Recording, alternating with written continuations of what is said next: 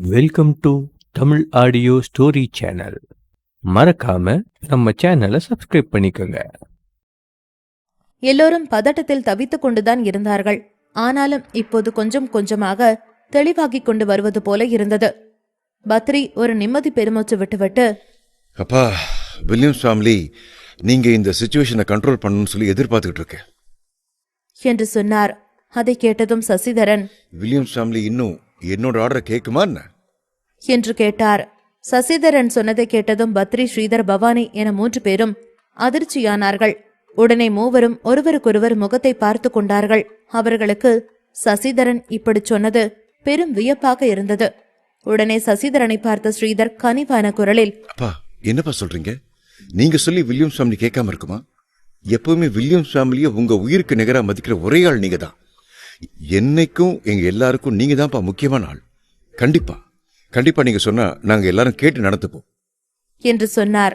சசிதரன் அதை கேட்டதும் உடனே எந்த ஒரு பதிலையும் சொல்லவில்லை. எல்லோரையும் அப்படியே ஸ்கேன் செய்வது போல ஒரு பார்வை பார்த்தார். பின் தலையை ஆட்டிவிட்டு ஒரு பெருமூச்சு விட்டார். பின் அந்த மூவரையும் பார்த்து, சரி, ஓகே, என்னோட ஆர்டரை பாஸ் பண்ணுங்க. வில்லியம்ஸ் ஃபேமிலியில் இருக்கிற எல்லாரும் ஒருத்தர் விடாம சிவசக்தி வேலுக்கு முன்னாடி வந்து முட்டி போட்டு அவர்கிட்டையும் வேலன் ஃபேமிலி கிட்டையும் மன்னிப்பு கேட்கிறோம் என்று தீர்க்கமான குரலில் சொன்னார். அதை கேட்டதும் எல்லோரின் மண்டைக்குள்ளும் பாம் போட்டது போல இருந்தது. அவர் சொன்னது மீண்டும் மீண்டும் அவர்களது காதுக்கு டமாரம் போல ஒலித்துக் கொண்டே இருந்தது. இந்த நொடி வரைக்குமே சசிதரனை அவர்களை காப்பாற்ற வந்த காவல் தேவதையாகத்தான் பார்த்து கொண்டிருந்தார்கள். ஆனால் இப்போதே அதே தேவதையை அவர்களை ராட்சசனிடம் தாரை வார்த்து கொடுக்கிறது. தாம் யாரையும் காவலாளி என்று நினைத்துக் கொண்டிருந்தார்களோ அதே ஆளா இது இந்த வார்த்தைகளை சொன்னது என அவர்கள் எல்லோரும் அதிர்ச்சியில் இருந்தார்கள். எல்லாரும் சிவசக்தி வேலுக்கு முன்னாடி முட்டி போட்டு அவங்கிட்டையும் வேலன் ஃபேமிலி கிட்டையும் மன்னிப்பு கேட்கணுமா? No, never. இது எப்பவும் நடக்கவே நடக்காது என்பதுதான் எல்லோரின் எண்ணமாகவும் இருந்தது. ஸ்ரீதர் சசிதரனை பார்த்து இடதும் வலதுமாக தலையை ஆட்டினார். அவரது கண்ணில் அதிர்ச்சி அப்பட்டமாக தெரிந்தது. இது அப்பா, என்ன சொல்றீங்க நீங்க என்று திக்கி திணறி கேட்டார். சசிதரன் சொன்னதை கேட்டதில் அவருக்கு எந்த அளவுக்கு அதிர்ச்சி இருக்கிறதோ அதே அளவிற்கு கோபமும் இருந்தது. ஸ்ரீதர் கேட்டதை பார்த்து சசிதரன், என்ன, கொஞ்ச நேரத்துக்கு முன்னாடி நான் சொல்றதுதான் செய்வோன்னு எதெல்லாம் பேசின, இப்ப நீ சொன்னதெல்லாம் என்னாச்சு, எங்க போச்சு என்று கேட்டார். அதற்கு ஸ்ரீதர், பா, அதெல்லாம் சரிதான்ப்பா, ஆனா இது தப்பு. எதுக்கு இப்படி சொல்றீங்க? சரி, நாம முன்னாடி பண்ணது தப்புன்னே வச்சுக்குவோம். ஆனா அதுக்காக நாம இப்ப மன்னிப்பு கேட்டா வில்லியம்ஸ் ஃபேமிலி அவனை விட குறைஞ்சவங்கள ஆக மாட்டாங்களா? ஃபியூச்சர்ல யாருமே நம்ம கூட கோஆபரேட் பண்ண வரமாட்டாங்க என்று சொன்னார். என்று ஸ்ரீதர் சொன்னதை கேட்ட சசிதரன் சத்தமாக சிரிக்கத் தொடங்கினார். அவருக்கு ஸ்ரீதர் அதிகமாக யோசித்து விட்டது போல் இருந்தது.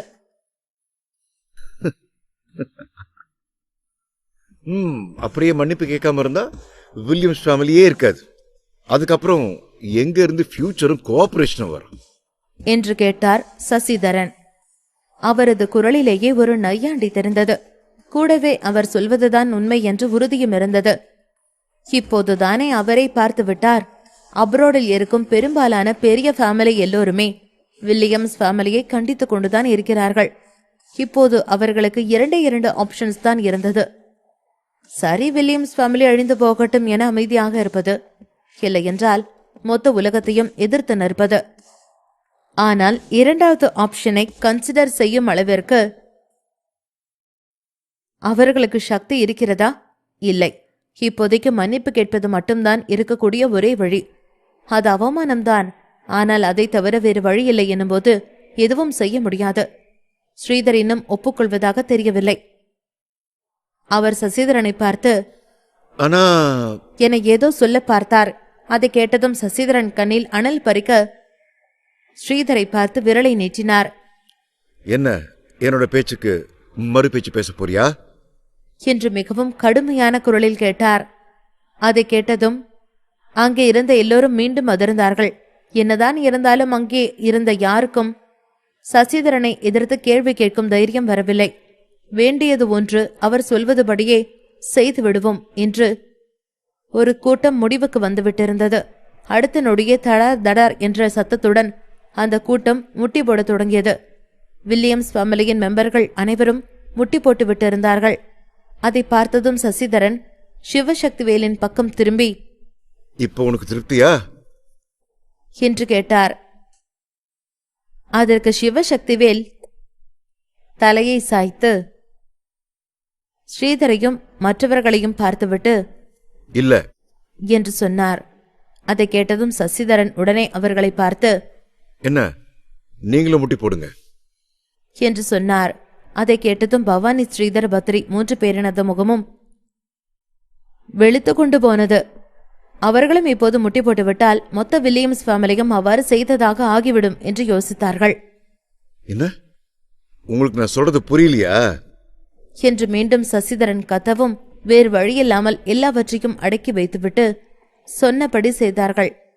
அதை பார்த்ததும் சசிதரன் கோபத்தை அடக்கிக் கொண்டு சிவசக்திவேலை பார்த்து, இப்போ திருப்தியா என்று கேட்டார்.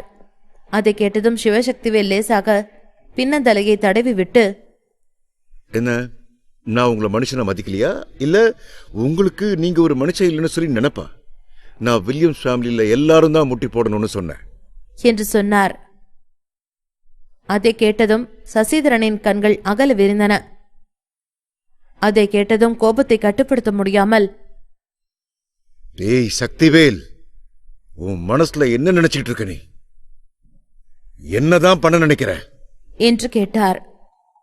கோபத்தில் அப்படியே எழுந்து கொள்ளவும் பார்த்தார். மொத்த சிட்டாட்டிலேயே சசிதரனை இப்படி செய்ய வைக்கும் தைரியம் யாருக்கும் இல்லை. அப்படி இருக்கும்போது சிவசக்திவேலுக்கு என்ன தைரியம் இருந்தால் சசிதரனையே முட்டிவிட சொல்லுவான் என்று தான் நினைத்தார். பணம் இருந்தால் எப்படி வேண்டுமாக இருந்தாலும் ஆடலாமா, என்ன விளையாடுறானா என்று உள்ளுக்குள் குமரிக் கொண்டிருந்தார் ஸ்ரீதர். ஸ்ரீதர் சொல்லி வாயை மூட முன்னரே சசிதரன் அமைதியாக இருக்கும்படி சைகை காட்டினார். பின் அடுத்த நொடியே அவரும் முட்டி போட்டார். இப்போது ஒட்டுமொத்த வில்லியம்ஸ் ஃபேமிலியும் முட்டி போட்டபடிதான் இருந்தார்கள். அங்கே இருந்த எல்லோரின் மனதிலும் இப்போது கோபம், வெறி, ஆத்திரம் என அனைத்தும் உச்சக்கட்டத்தில் இருந்து கொண்டிருந்தது. சிவசக்திவேல், முன்னாடி வில்லியம்ஸ் ஃபேமிலி உனக்கும் ஈஸ்வரிக்கும் வேலன் ஃபேமிலிக்கும் சிவகுமாருக்கும் நிறைய கெட்டது பண்ணி இருக்கும். இதெல்லாம் எங்களோட சுயலாபத்துக்காக. இன்னைக்கு வில்லியம்ஸ் ஃபேமிலியோட மூத்த ஆளுங்கிற வகையில நான் கேட்கிறேன், தயவு செஞ்சு எல்லாத்தையும் இப்படியே ஸ்டாப் பண்ணிடு. அப்போ நடந்தது எல்லாம் என்னாலதான். அதனால நீ பழி வாங்கணும்னா என்ன ஏதாவது பண்ணு என்று பல்லை கடித்துக் கொண்டு சொன்னார். சக்திவேலின் இந்த பேச்சை கேட்டு சசிதரன் மண்டியிட்டு அவர்களிடம் மன்னிப்பு கேட்டுக் கொண்டிருந்தார். இதை பார்த்த வில்லியம்ஸ் ஃபேமிலி குடும்ப உறுப்பினர்கள் அனைவரும் முற்றிலும் அதிர்ச்சியாக ஒருவருக்கொருவர் பார்த்து கொண்டிருந்தார்கள். குறிப்பாக ஸ்ரீதர் சசிதரனை ஆச்சரியமாக பார்த்து கொண்டிருந்தார். அவரை பொறுத்தவரையில் சசிதரன் அவருடைய தந்தை. அவருக்கு ஏற்கனவே அதிகமாக வயதாகிவிட்டதாக அவர் நினைத்தார். இந்த சக்திவேல் அவரை மட்டும் விட்டு வைத்திருக்கலாம் என்று ஸ்ரீதர் நினைத்தார். ஆனால் வில்லியம்ஸ் ஃபேமிலி குடும்ப உறுப்பினர்கள் மற்றவர்களோடு சசிதரனையும் அவர் மண்டியிடச் சொன்னார். இதையெல்லாம் நினைத்து ஸ்ரீதருக்கு அவருடைய கோபம் இன்னும் தான் அதிகமாக ஆனது. ஆனால் தன்னுடைய அப்பாவே மண்டியிட்டு இருக்கும் பொழுது தான் அவரிடம் கோபப்படுவது சரியாக இருக்காது என்று நினைத்து அதை அவர் வெளிக்காட்டிக் கொள்ளவில்லை.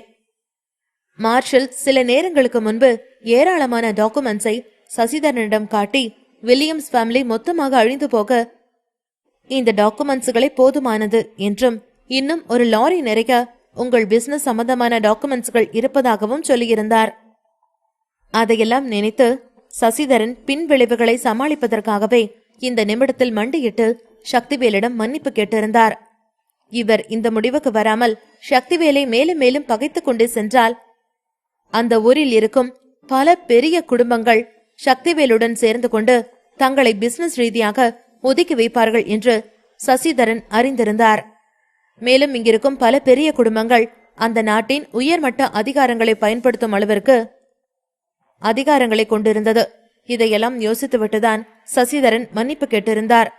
சக்திவேலை பொறுத்தவரை வில்லியம்ஸ் ஃபேமிலியை ஒன்றுமில்லாமல் அழிப்பது என்பது அவருக்கு பெரிய விஷயம் இல்லை என்பதை அவர் இந்த நேரத்தில் புரிந்து கொண்டிருந்தார். இதையெல்லாம் கோபமாக பார்த்து கொண்டிருந்த ஸ்ரீதரும் சக்திவேலை காப்பாற்ற மார்ஷலே இங்கு வந்திருக்கிறார் இந்த நேரத்தில் நாம் தேவையில்லாமல் சண்டை போட்டால் அது நமக்கும் நம்முடைய குடும்பத்திற்கும் தான் ஆபத்தில் போய் முடியும் என்று மனதளவில் நினைத்துக்கொண்டு பல்லை கடித்துக் கொண்டிருந்தார்.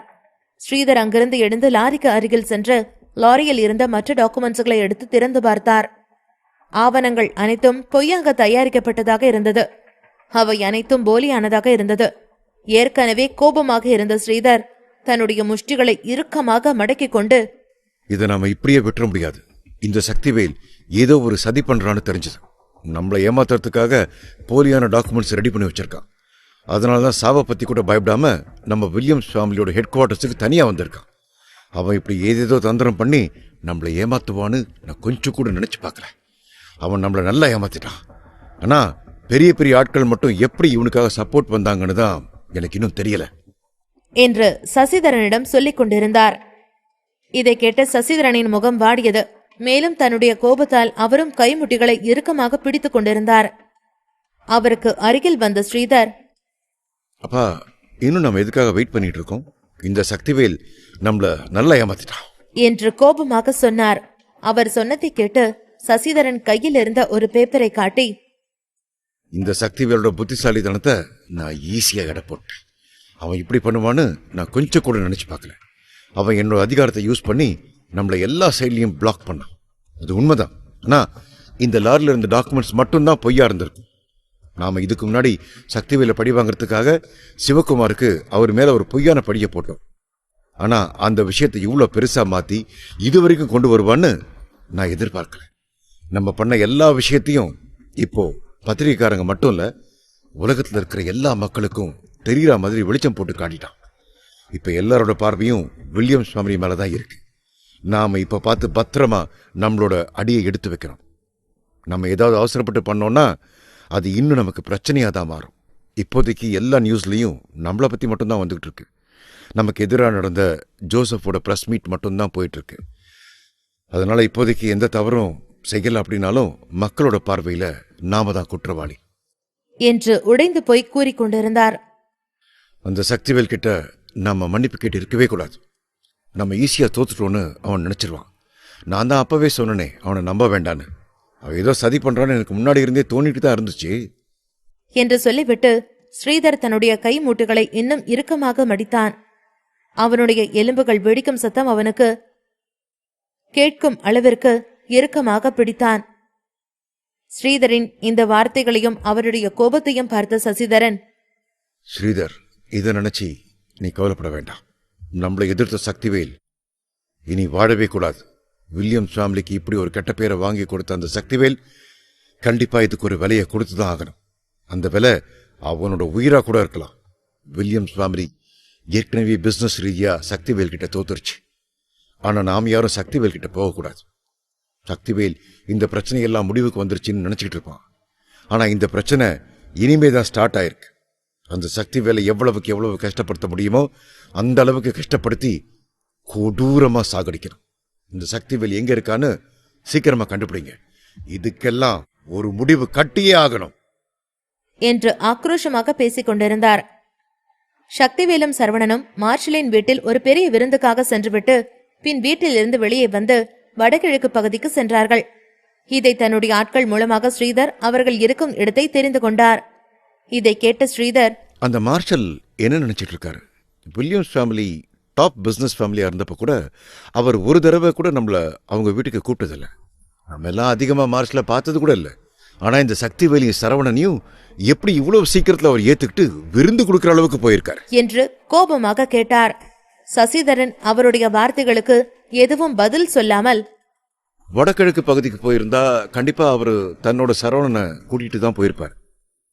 அவரு தன்னோட மகனை நல்லா பாத்துக்கணும்னு நினைக்கிறாரு. அதனால்தான் அவர் சம்பந்தமான எல்லாத்தையும் சரவணனுக்கு கொடுக்க நினைக்கிறாரு. அங்க போனவங்க திரும்பி வரவே கூடாது. அங்கேயே அவங்கள கொல்லுங்க என்று சொல்லி சசிதரன் ஸ்ரீதரை பார்த்தார். பின் ஸ்ரீதரின் கையில் ஒரு லெட்டரை கொடுத்தார். அந்த லெட்டரை தன் கைகளில் வாங்கிய ஸ்ரீதர், அப்பா, இந்த லெட்டர் நீங்க சொன்னதெல்லாம் செய்யுமா என்று ஆச்சரியமாகவும் சந்தேகமாகவும் கேட்டார். சசிதரன் சிரித்துக் கொண்டே, இந்த லெட்டர் யாருக்காகன்னு உனக்கு தெரியுமா? யாருக்காக இருந்தாலும் அந்த ஆளை கண்டிப்பா சக்திவேலும் சரவணனும் சேர்ந்து சமாளிக்கவே முடியாது. என்று சொல்லிவிட்டு ஸ்ரீதரின் அருகில் சென்று அந்த நபரின் பெயரை சொல்லி, இவர்தான் என்று சொன்னார். அந்த நபரின் பெயரை கேட்டு ஸ்ரீதர் மிரண்டு போய் நடுங்குவதை தடுக்க முடியாமல், நீங்க சொல்றது உண்மையா? வடகிழக்குல இருக்க கில்லர் கிங் இன்னும் உயிரோட இருக்காரா? அவர் உங்களை விட மூத்தவர் என்று ஆச்சரியமாக கேட்டார்.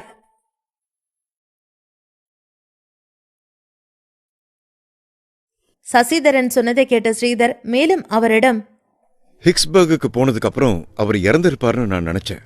ஆனா அந்த மாதிரி எதுவும் செய்தியோ வதந்தியோ வரல.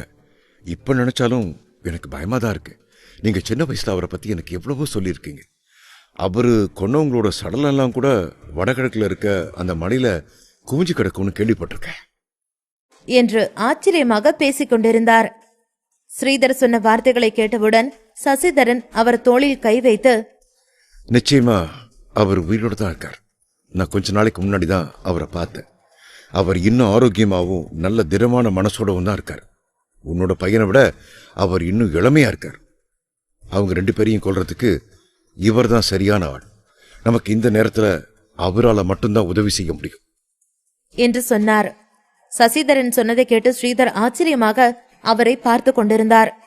அவருடைய முகத்தில் ஒரு விசித்திரமான புன்னகை தோன்றியது. சக்திவேல் தன்னுடன் சரவணனை அழைத்துக் கொண்டு வடகிழக்கு பகுதி நோக்கி போவதாக இருந்தார்கள். ஏனென்றால் அவர்கள் கண்டிப்பாக ராகவேந்திரனை பார்க்கத்தான் செல்வார்கள்.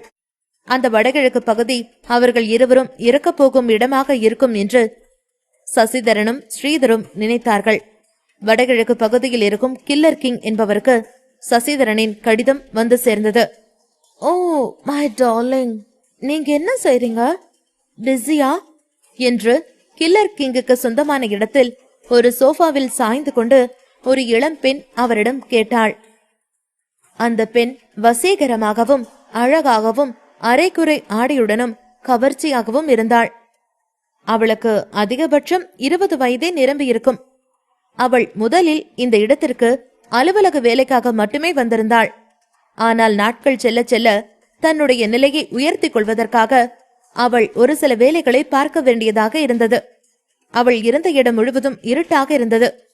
அவளுடைய கேள்விக்கு ஒரு ஆண், ஒண்ணுல நம்ம கண்டினியூ பண்ணலாம் என்று சொல்லிக்கொண்டே அவள் அருகில் வந்தான். அதை கேட்ட அந்த பெண், நீங்க கில்லர் கிங்னு எல்லாரும் சொல்லிக்கிறாங்க, அது உண்மையா என்று கொஞ்சலாக கேட்டாள். பார்க்க தானே போற என்று சொல்லிக்கொண்டே கில்லர் கிங் அவளுக்கு மிக அருகில் சென்று அவளுடன் நெருக்கமாக இருக்க ஆரம்பித்தான். அவனுடைய பார்வையில் அந்த பெண் மீதான எந்தவித பரிதாபமும் இல்லை. அவனிடம் ராட்சசன் போன்ற பயங்கரம் மட்டுமே இருந்தது.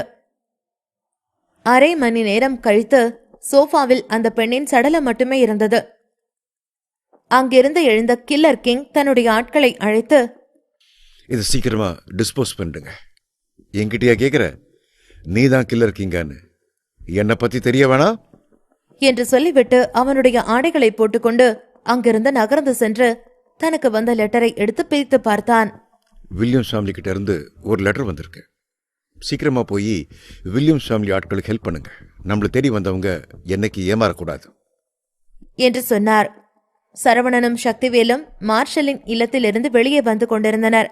வேலன் ஃபேமிலியின் உண்மையான முகவரியை யாருக்கும் தெரியாதபடிக்கு மாற்றுமாறு சக்திவேல் மார்ஷலிடம் ஒரு உதவி கேட்டிருந்தார்.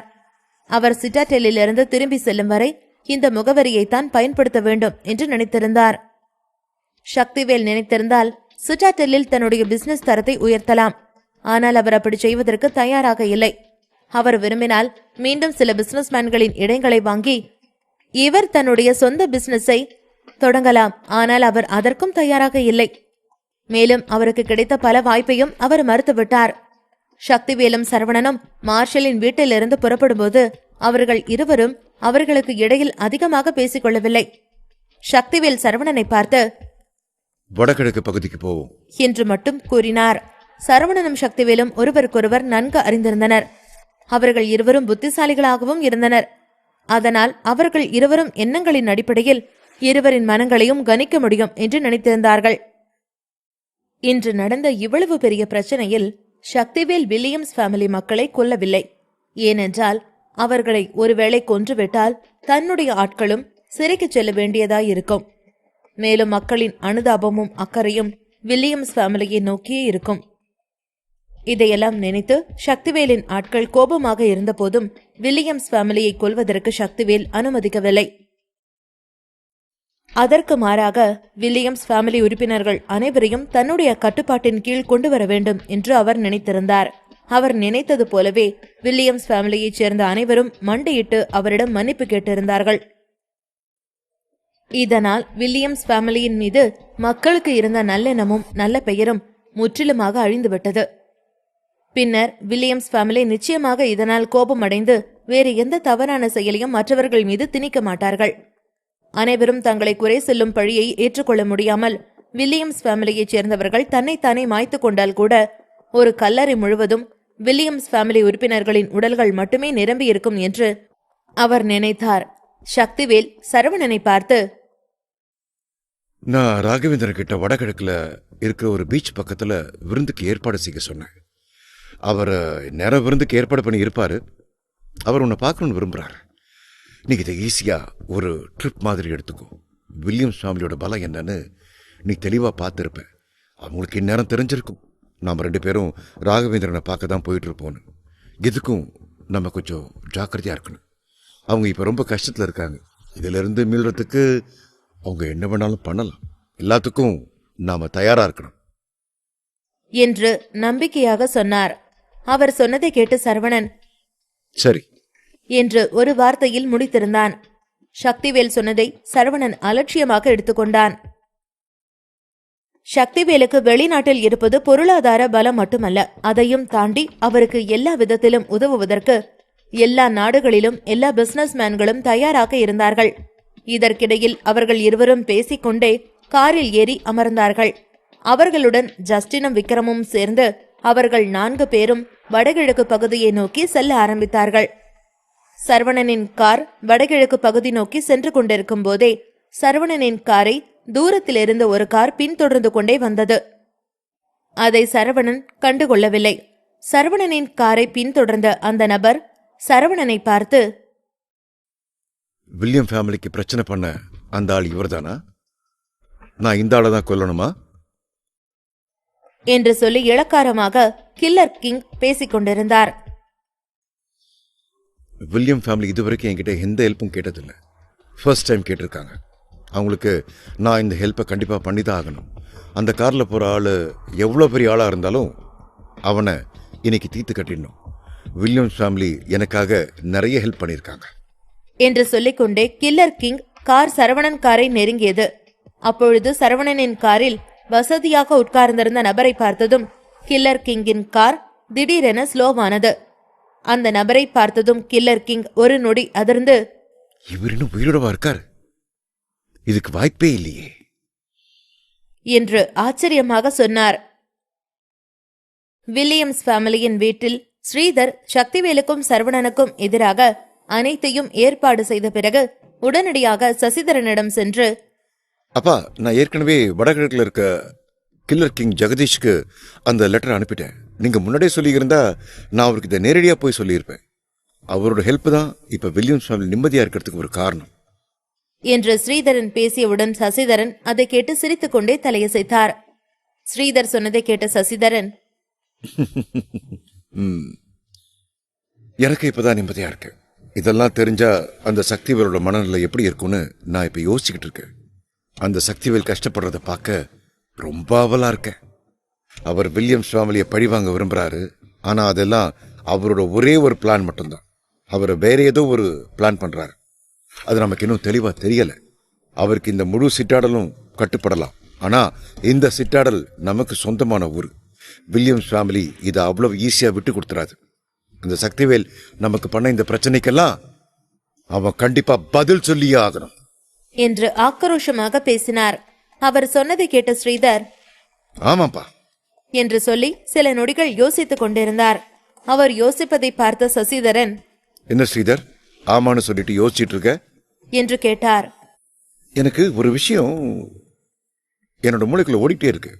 அதை நினைச்சுதான் எனக்கு ரொம்ப குழப்பமா இருக்கு. சரவணனுக்கு பக்கத்துல ஜஸ்டின் அப்படின்னு ஒரு ஆள் இருக்கான். அவன் ரொம்ப பலசாலி தான். அது மட்டும் இல்லாம சக்திவேலுக்கு பக்கத்துலயும் இன்னொருத்தர் இருக்கான். அவனோட பேர் எனக்கு சரியா தெரியல. ஆனா ஜஸ்டினை விட அவன் எந்த விதத்திலையும் குறைஞ்சவன் இல்ல, அது மட்டும் எனக்கு தெரியும் என்று அவர் பதிலளித்தார். அவர் சொன்னதை கேட்டு சசிதரன், ஸ்ரீதர், நீ சொல்ற அந்த ஜஸ்டினை எனக்கும் தெரியும். அவர் ஹோக்ஸியாவில் முதல் கூலிப்பட குழு தலைவராக இருந்தார். நீ சொல்ற மாதிரி ரொம்பவே திறமையான ஆளு தான், ரொம்ப பலசாலியும் கூட என்று சொல்லிவிட்டு சசிதரன் தன்னுடைய கைகளில் ஒரு டாக்குமெண்டை எடுத்தார். இது கொஞ்சம் வருஷத்துக்கு முன்னாடி வாண்டட் லிஸ்ட்ல இருக்க அரெஸ்ட் வாரண்ட். நீ இதை பாரு என்று சொல்லி ஸ்ரீதரனின் கைகளில் கொடுத்தார். அதை கையில் வாங்கிய ஸ்ரீதர் அந்த டாக்குமெண்டை புரட்டி பார்த்தார். அதில் ஜெகதீஷின் பெயரை அவர் பார்த்தார். பின் தன்னுடைய அப்பாவிடம், அப்பா, தெற்கேல ஒரு காலத்துல ஜஸ்டினோட கட்டுப்பாட்டில் தான் இருந்திருக்கு. ஜஸ்டினுக்கும் ஜெகதீஷுக்கும் எப்பவுமே ஒத்து போகாது. ஜஸ்டினோட பிளேஸ் ஃபியூரி அமைப்பு கூட ஜெகதீஷை இதுவரைக்கும் பிடிக்க முடிஞ்சதே இல்லை என்று சொன்னார். ஆமா ஸ்ரீதர், நீ சொல்றது சரிதான். அந்த ஜஸ்டின் ஜெகதீஷை பிடிக்க முடியாம போனதுனாலதான் அவரோட டீம்ல இருந்த 100 பேரை கொண்டுட்டார். அப்பத்துல இருந்தே ஜெகதீஷோட கூலிப்பட கொஞ்சம் அமைதியா தான் இருக்காங்க. ஆனா இந்த நேரத்துல ஜெகதீஷ் நமக்கு ஹெல்ப் பண்ண தயாரா இருக்காரு. அதுக்கு காரணம் நாம அவங்களுக்கு நிறைய ஹெல்ப் பண்ணியிருக்கோம். அதுக்காகத்தான் அவர் நமக்கு இந்த ஹெல்ப்பை பண்ண தயாரா இருக்காரு. நம்ம வில்லியம்ஸ் ஃபேமிலியில் இருக்கிற எல்லாரும் படிச்ச பட்டதாரிகள் தான், பெரிய பெரிய பிசினஸ்மேன் தான். ஆனா அந்த ஜெகதீஷ் நம்ம எல்லாரையும் விட ரொம்பவே வித்தியாசமான ஆள். நீங்க கண்டிப்பா அவரை நம்பலாம். ஜெகதீஷ் உண்மையா நம்பக்கூடிய ஒரு ஆள் தான். ஜெகதீஷை கம்பேர் பண்ணும்போது ஜஸ்டின் இன்னும் அந்த சக்திவேலோட இன்னொரு ஆளும் அவ்வளவு பலசாலியா கண்டிப்பா இருக்க முடியாது. அவங்க போற அந்த வடகிழக்கு பகுதி தான் சக்திவேலுக்கும் சரவணனுக்கும் புதக்குழியா இருக்க போகுதுன்னு அவங்களுக்கே தெரியாது என்று தீவிரமான முகத்துடன் சசிதரன் கூறினார். சசிதரன் சொன்னதை கேட்டு ஸ்ரீதர் சந்தோஷமாக, அப்போ கண்டிப்பா இதுதான் நம்ம வில்லியம்ஸ் ஃபேமிலி மேல பட்ட கரையை துடைக்க போற நேரமா இருக்கும். சரவண சக்திவேல் 2 பேருமே காத்துக்கிட்டு இருக்காங்க. உங்களோட சாவு உங்களை தேடிதான் வந்துகிட்டு இருக்கு. எங்களுக்கு பண்ண எல்லாத்துக்கும் நீங்க கண்டிப்பா அனுபவிக்க போறீங்க என்று சொல்லி சிரித்தார். இருவரும் பேசிக் கொண்டிருக்கும் பொழுதே சசிதரன் அங்கிருந்து வெளியே செல்ல முற்பட்டார். அதை பார்த்த ஸ்ரீதர், அப்பா, நீங்க எங்க போறீங்க? எங்களோட வடகிழக்கு பகுதிக்கு வரலையா? நீங்க அங்க அவங்க 2 பேரும் செத்து போறத கண்குளிர பார்க்க வேண்டாமா என்று ஆர்வமாக கேட்டார். அதற்கு சசிதரன் இல்லை என்று தலையை அசைத்துவிட்டு, இப்போ நான் சமாளிக்க வேண்டிய முக்கியமான விஷயம் இன்னொன்று இருக்கு. வில்லியம்ஸ் ஃபேமிலியோட பிசினஸ் அந்த சக்திவேல் எல்லா பக்கத்துலயும் பிளாக் பண்ணி வச்சிருக்கான். இதுக்கு முன்னாடி வர நம்ம கூட நல்ல உறவுல இருந்த யாரும் நமக்கு இப்போ ஹெல்ப் பண்ண ரெடியா இல்லை. அவங்க எல்லாரும் சக்திவேலுக்காக தான் எல்லா வேலையும் பார்த்துக்கிட்டு இருக்காங்க. இப்ப வில்லியம்ஸ் ஃபேமிலியை சேர்ந்த நம்ம எல்லாரும் நிர்கதியா நிக்கிறோம். வில்லியம்ஸ் ஃபேமிலி அதுல இருந்து மீண்டு வரணும்னா நான் இப்ப கொஞ்சம் வெளியே போக வேண்டிய வேலை இருக்கு. அந்த வேலையை நான் நேர்ல போய் பார்க்கறேன் என்று சொன்னார். அவர் சொன்னதை கேட்ட ஸ்ரீதர், அப்பா, அப்ப நீங்க சிராக்ஸ் சொசைட்டிக்கு போறீங்களா? இல்ல, இப்போதைக்கு சிராக்ஸ் சொசைட்டியால நமக்கு ஹெல்ப் பண்ண முடியாது. நான் இப்போ வேஸ்ட்லாண்டுக்கு முக்கியமான வேலையா போறேன் என்று சொன்னார். அவர் சொன்னதை கேட்டதும் ஸ்ரீதர் முற்றிலும் அதிர்ச்சி அடைந்தார். அவருடைய கண்கள் இப்பொழுது அதிர்ச்சியாக சசிதரனை பார்த்து கொண்டிருந்தது. அப்ப நீங்க என்ன சொல்றீங்க? எல்லாம் தெரிஞ்சுதான் பேசுறீங்களா என்று கேள்வியாக கேட்டார். அவருடைய பார்வையை புரிந்து கொண்ட சசிதரன், ஆமா, நம்மளை காப்பாத்துறதுக்கு வேஸ்ட்லாண்ட்ல இருக்கிறவங்களால மட்டும்தான் முடியும். வில்லியம்ஸ் ஃபேமிலியோட பிசினஸ் திருப்பி ரீஸ்டார்ட் பண்றதுக்கும் அவங்களால மட்டும்தான் நமக்கு ஹெல்ப் பண்ண முடியும் என்று சொன்னார். சசிதரன் சொன்னதை கேட்ட ஸ்ரீதர் சில நிமிடங்கள் யோசித்துவிட்டு, நீங்க சொல்றது ஒரு விதத்துல சரிதான். ஆனா வேஸ்ட்லாண்ட்ல இருக்கிறவங்க நமக்கு கண்டிப்பா ஹெல்ப் பண்ணுவாங்களா என்று கேட்டார். பதிலுக்கு சசிதரன், கண்டிப்பா நம்மளோட பிசினஸ் ரீஸ்டார்ட் பண்றதுக்கு அவங்களால மட்டும்தான் ஹெல்ப் பண்ண முடியும். அங்க இருக்கிற மக்கள் கிட்ட நம்ம கொஞ்சம் நல்ல ரிலேஷன்ஷிப்ல இருக்க ட்ரை பண்ணணும் என்று சொன்னார். சசிதரன் சொன்னதை கேட்ட ஸ்ரீதர், ஆமாப்பா, அப்போ நம்மளோட ப்ராடக்ட்ஸ் எல்லாத்தையும் எடுத்துக்கிட்டு போய் நீங்க அங்க இருக்கிற மக்களுக்கு ஏன் கொடுக்கக்கூடாது? அப்படி கொடுத்தா அவங்களுக்கும் நம்ம மேல ஒரு மரியாதையும் நல்ல எண்ணமும் வரும் தானே. அதை வச்சு அவங்களோட நம்ம நல்ல ரிலேஷன்ஷிப்பை கிரியேட் பண்ணலாம் என்று யோகமாக சொன்னார். இது நல்ல ஐடியா தான் ஸ்ரீதர். கண்டிப்பா இதை நான் பண்றேன். இப்ப நான் சீக்கிரமா வேஸ்ட்லாண்டுக்கு கிளம்பணும் என்று சொல்லி அங்கிருந்து கிளம்பினார். பின் வில்லியம்ஸ் ஃபேமிலியின் உறுப்பினர்கள் அனைவரும் 2 குழுக்களாக பிரிக்கப்பட்டனர். சசிதரன் வேஸ்லாண்டிற்கும் ஸ்ரீதர் வடகிழக்கு எல்லையை நோக்கியும் புறப்பட்டார்கள். ஆனால் ஸ்ரீதர் வடகிழக்கு எல்லையை நோக்கி புறப்படுவதற்கு முன்பாக அவர் திடீரென்று வீனஸ் வில்லாவில் உள்ள வில்லியம்ஸ் ஃபேமிலியின் வீட்டிற்கு சென்று ஒரு பார்வையிட நினைத்தார். வில்லியம்ஸ் ஃபேமிலி ஹெட் குவார்ட்டர்ஸில் இருந்து ஸ்ரீதர் புறப்பட்டு வீனஸ் வில்லாவில் இருக்கும் வில்லியம்ஸ் ஃபேமிலியின் வீட்டிற்கு ஹரிஹரனை சந்திக்க வந்தார். இன்று எப்படியாவது ஹரிஹரனை ஒழித்து கட்ட வேண்டும் என்று ஸ்ரீதர் நினைத்து கொண்டிருந்தார். அவர் வீட்டிற்குள் நுழைந்த பொழுது அவருடைய புருவங்கள் இரண்டும் இறுக்கமாக சுருங்கியது. வில்லியம்ஸ் ஃபேமிலியின் ஹெட் குவார்ட்டர்ஸில் என்ன நடந்தது என்பது வீனஸ் வில்லாவில் உள்ள அசிஸ்டன்ட்டுக்கு நன்றாக தெரிந்திருந்தது. சார், அவர் இங்கிருந்து வெளியே போயிட்டாரு, இன்னும் திரும்பி வரல. அவர் வந்தது நான் உங்களுக்கு இன்ஃபார்ம் பண்றேன் என்று சொன்னார். அந்த அசிஸ்டன்ட் சொன்னதை கேட்ட ஸ்ரீதர், இன்னில இருந்து வில்லியம்ஸ் ஃபேமிலியோட வீனஸ்வெல் குடும்பத்துக்கு தலைவர்னு யாரும் கிடையாது. இங்க இருக்க யாராவது அவர் கூட கான்டாக்ட்ல இருந்தீங்கன்னு தெரிஞ்சா உங்க எல்லாரையும் உடனே கொன்னுடுவேன். உயிர் மேல பயம் இருந்தா நான் சொல்றத ஃபாலோ பண்ணுங்க. நான் சொல்றது உங்களுக்கு புரியுதா என்ற ஸ்ரீதரின் வார்த்தைகளை கேட்டதும் வீனஸ் வில்லாவில் இருந்தவர்கள் அனைவரும் திகைத்து போயிருந்தார்கள். ஸ்ரீதரின் வார்த்தைகளுக்கு அவர்கள் அனைவரும் கீழ்ப்படிய விரும்பவில்லை என்றாலும் அவர்களுக்கு தற்போதைய நிலைமைப்படி தலைவர் என்று யாரும் இல்லை. அதனால் அவர்கள் ஸ்ரீதரின் வார்த்தைகளை கேட்டுதான் ஆக வேண்டும் என்ற நிலைமைக்கு தள்ளப்பட்டார்கள். அதன் பிறகு ஸ்ரீதர் அங்கிருந்து வெளியேறி தன்னுடைய காரை எடுத்துக்கொண்டு அங்கிருந்து நேராக வடகிழக்கு பகுதியை நோக்கி சென்றார். கார் சென்று கொண்டிருக்கும் பொழுது தன்னுடைய போனை எடுத்து கில்லர் கிங் ஜெகதீஷின் போன் நம்பரை டயல் செய்தார். போனை எடுத்த ஜெகதீஷ், ஹலோ என்று சொன்னார். ஜெகதீஷின் குரலை கேட்ட ஸ்ரீதர் ஒரு வித பதட்டத்துடனும் மறுபக்கம் சந்தோஷமாகவும், மிஸ்டர் ஜெகதீஷ், நீங்க எங்களுக்கு ஹெல்ப் பண்ண ரெடியா இருக்கீங்களா? உங்ககிட்ட கொஞ்சம் பேசணும் என்று சொன்னார். அவர் சொன்னதை கேட்ட ஜெகதீஷ், இங்க எல்லாம் ரெடி, பட் நான் கொஞ்சம் பிஸியா இருக்கேன், இருந்தாலும் பரவாயில்ல, பேசுங்க என்று சொன்னார். அதை சொல்லும்போது ஜெகதீஷ் தனக்கு முன்னால் இருந்த ஒரு பெண்ணுடன் நெருக்கமாக இருந்தார். காரில் கூட ஜெகதீஷ் பெண்களோடு தான் பயணித்துக் கொண்டிருந்தார். அவருக்கு கொலை செய்வதின் மீது எவ்வளவு ஈடுபாடு இருந்ததோ அதே அளவு ஈடுபாடு பெண்களின் மீதும் இருந்தது. அவர் சொன்னதை கேட்ட ஸ்ரீதர், எங்களுக்கு நீங்க ஹெல்ப் பண்ண சம்மதிச்சதுக்கு ரொம்ப தேங்க்ஸ் மிஸ்டர் ஜெகதீஷ். இந்த நேரத்தில் நீங்க சமாளிக்க போற ஆளு சாதாரண ஆள் இல்ல. அவன் பேரு சக்திவேல். இதை பத்தி நான் உங்களுக்கு முன்னாடியே சொல்லணும்னு நினைக்கிறேன்.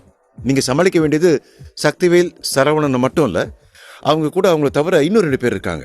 அவங்களும் கொஞ்சம் பலசாலியான ஆட்கள் தான். ஒருத்தர் ஜஸ்டின், அப்புறம் இன்னொருத்தர் பேரு எனக்கு தெரியல. ஆனா 2 பேரும் கிட்டத்தட்ட ஒரே மாதிரியான ஆள் தான் என்று சொல்லிக் கொண்டிருக்கும் பொழுதே ஸ்ரீதருக்கு போனில் திடீரென்று ஒரு பரிதாபமான அலறல் சத்தம் வந்தது. அது ஒரு பெண்ணினுடைய குரல் என்று ஸ்ரீதருக்கு தெளிவாக தெரிந்திருந்தது. இதை கேட்டு ஸ்ரீதர் நொடிகளில் அதிர்ச்சி அடைந்தார். அந்த சத்தம் மேலும் மேலும் அதிகரித்துக் கொண்டே போனது. ஜெகதீஷுக்கு ஒரு வித்தியாசமான பழக்கம் இருந்தது என்று ஸ்ரீதரின் தந்தை சசிதரன் சொல்வதற்கு முன்பாகவே ஸ்ரீதர் இதை பற்றி கேள்விப்பட்டிருந்தார். ஜெகதீஷ் தன்னுடைய 30வது வயதின் ஆரம்பத்தில் இருக்கும் பொழுது அவருக்கு சொந்த குழந்தைகளும் குடும்பமும் இருந்தது. அவர் தினமும் தன்னுடைய தினசரி வேலைகளை செய்து கொண்டிருந்தார். ஆனால் சில காரணங்களால் ஜெகதீஷ் ஒரு நாள் இரவில் திடீரென்று வித்தியாசமான நபராக மாறினார். ஜெகதீஷை பற்றி இவ்வளவுதான் ஸ்ரீதருக்கு தெரிந்திருந்தது. இதையெல்லாம் பற்றி ஸ்ரீதர் யோசித்துக் கொண்டிருக்கும் பொழுதே திடீரென்று ஜெகதீஷ், மிஸ்டர் ஸ்ரீதர் என்று அழைத்தார். ஜெகதீஷ் கூப்பிட்டதும், சொல்லுங்க மிஸ்டர் ஜெகதீஷ் என்று ஸ்ரீதர் பணிவாக சொன்னார். பதிலுக்கு ஜெகதீஷ், நீங்க என்கிட்ட சொல்ல வந்த விஷயத்துல ஒரு விஷயத்த மறந்துட்டீங்களா இல்ல மறைச்சிட்டீங்களா என்று கேட்டார். இதை கேட்ட ஸ்ரீதர் நடுங்கிக் கொண்டே, என்ன சொல்றீங்க? நான் என்ன மறைச்சேன்? நான் எதையும் மறைக்கல, எல்லாத்தையும் நான் சொல்லிட்டேனே என்று சொன்னார். இதை கேட்ட ஜெகதீஷ் கேலியாக சிரித்துக் கொண்டே, சும்மா நான் விளையாடுறேன். நீங்க சக்திவேல்னு சொல்றீங்களே, அவரு ராகவேந்திரன் அப்படின்ற ஒருத்தர் தான் பார்க்க போறாரா? அதை பத்தி உங்களுக்கு ஏதாவது தெரியுமா என்று சிரித்துக் கொண்டே கேட்டார். அவர் சொன்னதை கேட்ட ஸ்ரீதர் உடனடியாக தலையசைத்து, ஆமா மிஸ்டர் ஜெகதீஷ், அவரை தெரியுமா என்று கேட்டார். மறுபுறம் ஜெகதீஷ், அவரை எனக்கு இதுக்கு முன்னாடி தெரியாது. ஆனா இனிமே அவர் என்ன பத்தி தெரிஞ்சுப்பார். அவரு அந்த ராகவேந்திரன் என்னவோ வடகிழக்கு ராஜான்னு எல்லாரும் சொல்லிக்கிறாங்க. எனக்கும் இந்த கில்லர் கிங் என்ற பேரு ரொம்பவே போர் அடிச்சிருச்சு. அதனால இனிமே வடகிழக்கு ராஜா ஜெகதீஷ்னு மாத்திக்கலாம் இருக்கு. வடகிழக்கு ராஜா ஜெகதீஷ் சொல்லும்போது வடகிழக்கு ராஜா ஜெகதீஷ் அப்படின்னு சொல்லும்போது எவ்வளவு நல்லா இருக்கு. நீங்க அதை பத்தி என்ன நினைக்கிறீங்க என்று மறுபடியும் கேலியாக கேட்டார். ஜெகதீஷ் சொன்னதை கேட்ட ஸ்ரீதர் முற்றிலும் அதிர்ச்சியில் உறைந்து உட்கார்ந்திருந்தார். ஸ்ரீதர் அவரிடம், மிஸ்டர் ஜெகதீஷ், நீங்க என்ன சொல்றீங்க என்று கேட்டார். ஆனால் ஜெகதீஷிடமிருந்து எந்த விதமான பதிலும் வரவில்லை. மாறாக மறுபடியும் பெண்ணின் அலறல் சத்தம்தான் கேட்டுக்கொண்டிருந்தது. ஆனால் முன்பை விட இந்த சத்தம் முற்றிலும் வித்தியாசமாக இருந்தது. ஜெகதீஷ் தன்னுடைய காரில் தன் பக்கத்தில் உட்கார்ந்திருந்த பெண்ணின் கழுத்தில் தன் கையை வைத்து இறுக்கமாக அவளுடைய கழுத்தை நெரித்துக் கொண்டிருந்தார். அந்த பெண் ஒரு சாதாரண பெண்தான். ஆனால் அவள் பட்டு ஆடையை அணிந்திருந்தாள். அந்த பட்டு ஆடை அவளுக்கு அவ்வளவு பொருத்தமானதாக இல்லை. இதை பார்த்த ஜெகதீஷ் அந்த பெண்ணிடம், நீ போட்டிருக்க ட்ரெஸ் நல்லாதான் இருக்கு. ஆனா அது இந்த இடத்துக்கு போட்டுட்டு வர ட்ரெஸ் இல்ல. இந்த ட்ரெஸ்ல நீ பார்க்குற அளவு கவர்ச்சியா இல்ல. என்னை பார்க்க வரும்போது எப்படி ட்ரெஸ் பண்ணிட்டு வரணும்னு கூட உனக்கு தெரியாது. இடியட், என்னோட நல்ல மூடு உன்னால ஸ்பாயில் ஆயிடுச்சு. அதனால இப்ப நான் உன்னை கண்டிப்பா பனிஷ் பண்ணிதான் ஆகணும் என்று சொல்லி அந்த பெண்ணை கேவலமாக பார்த்து கொண்டு அவளுடைய கழுத்தை நெரித்து கொண்டிருந்தார். இதை கேட்ட அந்த பெண்ணின் உடல் பலமாக நடுங்க ஆரம்பித்தது. ஜெகதீஷ் அந்த பெண்ணின் கழுத்தை நெரித்தவுடன் வலி தாங்க முடியாமல் அந்த பெண் சத்தமாக கத்தினாள். ஆனால் அவளுடைய கழுத்தில் ஜெகதீஷின் கை இருந்ததால் அவளால் சத்தமாக கத்த முடியவில்லை. ப்ளீஸ், என்ன எதுவும் செஞ்சிடாதீங்க, என்னை கொண்டுடாதீங்க, என்னை இப்படி விட்டுருங்க, நான் போயிடுறேன், நான் தெரியாம இது பண்ணிட்டேன் என்று சொல்லி அவள் கெஞ்சி கொண்டிருந்தாள். இதை கேட்ட ஸ்ரீதர், நான் உன்னை இப்படியே அனுப்பிடுவேன்னு நினைச்சியா? சொல்லு, உன்னை இங்க அனுப்புனது யாரு என்று கேட்டான். இவ்வளவு நேரம் ஜெகதீஷிடம் கெஞ்சி கொண்டிருந்த பெண் ஜெகதீஷின் வாயிலிருந்து வந்த வார்த்தைகளை கேட்டதும் தன்னுடைய முகபாவங்களை மாற்றிக்கொண்டு, ஆமா, என்னோட பாஸ் தான் என்னை அனுப்பினாரு. அவரு பெயர் ராகவேந்திரன். இப்ப எனக்கு ஏதாவது ஆச்சுன்னா எங்க பாஸ் உன்னை சும்மா விட மாட்டாரு. இதுக்கு கண்டிப்பா அவருக்கு நீ பதில் சொல்லிதான் ஆகணும் என்று அந்த பெண் கோபமாக சொன்னாள். இதை கேட்ட ஜெகதீஷ், நான் உன்னோட கழுத்தை நெரிச்சுக்கிட்டு இருக்கும்போது கூட உன்னை கொன்னுடுவேன்னு கொஞ்சம் கூட பயம் இல்லாம எனக்கே நீ சவால் படுறியா? என்னையே மிரட்டுறியா? இந்த இடத்துல உனக்கு சமாதி கட்டுற. என்னது, வடகிழக்கு ராஜாவா அந்த ராகவேந்திரன்? நான் போன இடத்துலலாம் நான் மட்டும்தான் ராஜா. மற்றவங்க ராஜாவா இருக்கிறது எனக்கு பிடிக்காது என்று சொன்னான். பிரஸ்டீஜ் ரெஸ்டாரண்டில் ஜெகதீஷ் ஒரு அரக்கன் போல நின்று அங்கிருந்தவர்களிடம் ராகவேந்திரனை பற்றி விசாரித்துக் கொண்டிருந்தார். அப்போது அங்கிருந்தவர்கள் ஜெகதீஷை பார்த்தார்கள். பின்பு, எங்க பாஸ் ராகவேந்திரன் வந்தா உனக்கு இருக்கு என்று சொன்னார்கள். உடனே ஜெகதீஷ் எரிமலையாய் அவர்கள் முன்பு வெடித்தார். என்ன பாசா? இங்க நான் இருக்கும்போது வேற எவனும் பாசா இருக்க முடியாது என்று சொன்னார்.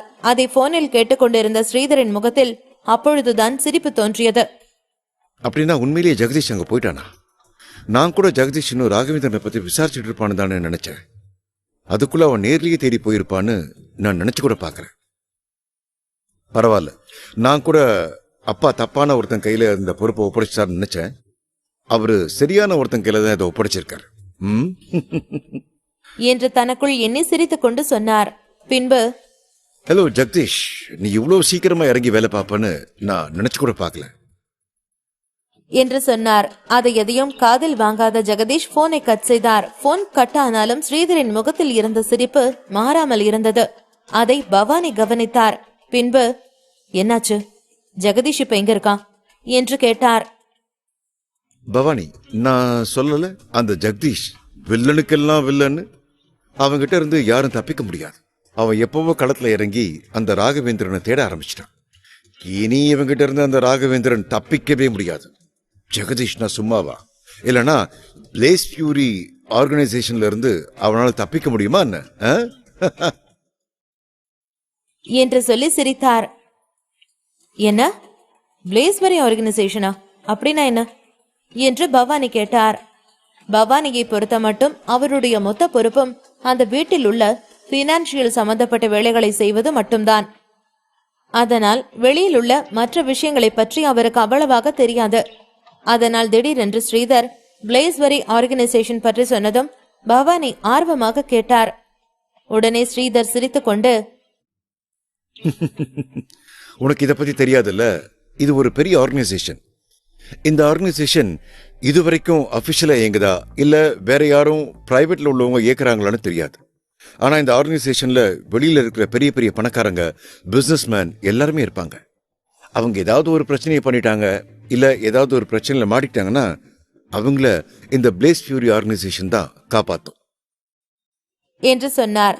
ஸ்ரீதர் அப்படி சொன்னதும் பவானி ஒரு நிமிடம் யோசித்தார். பின்பு, நான் இதை பத்தி கேள்விப்பட்டிருக்கேன்.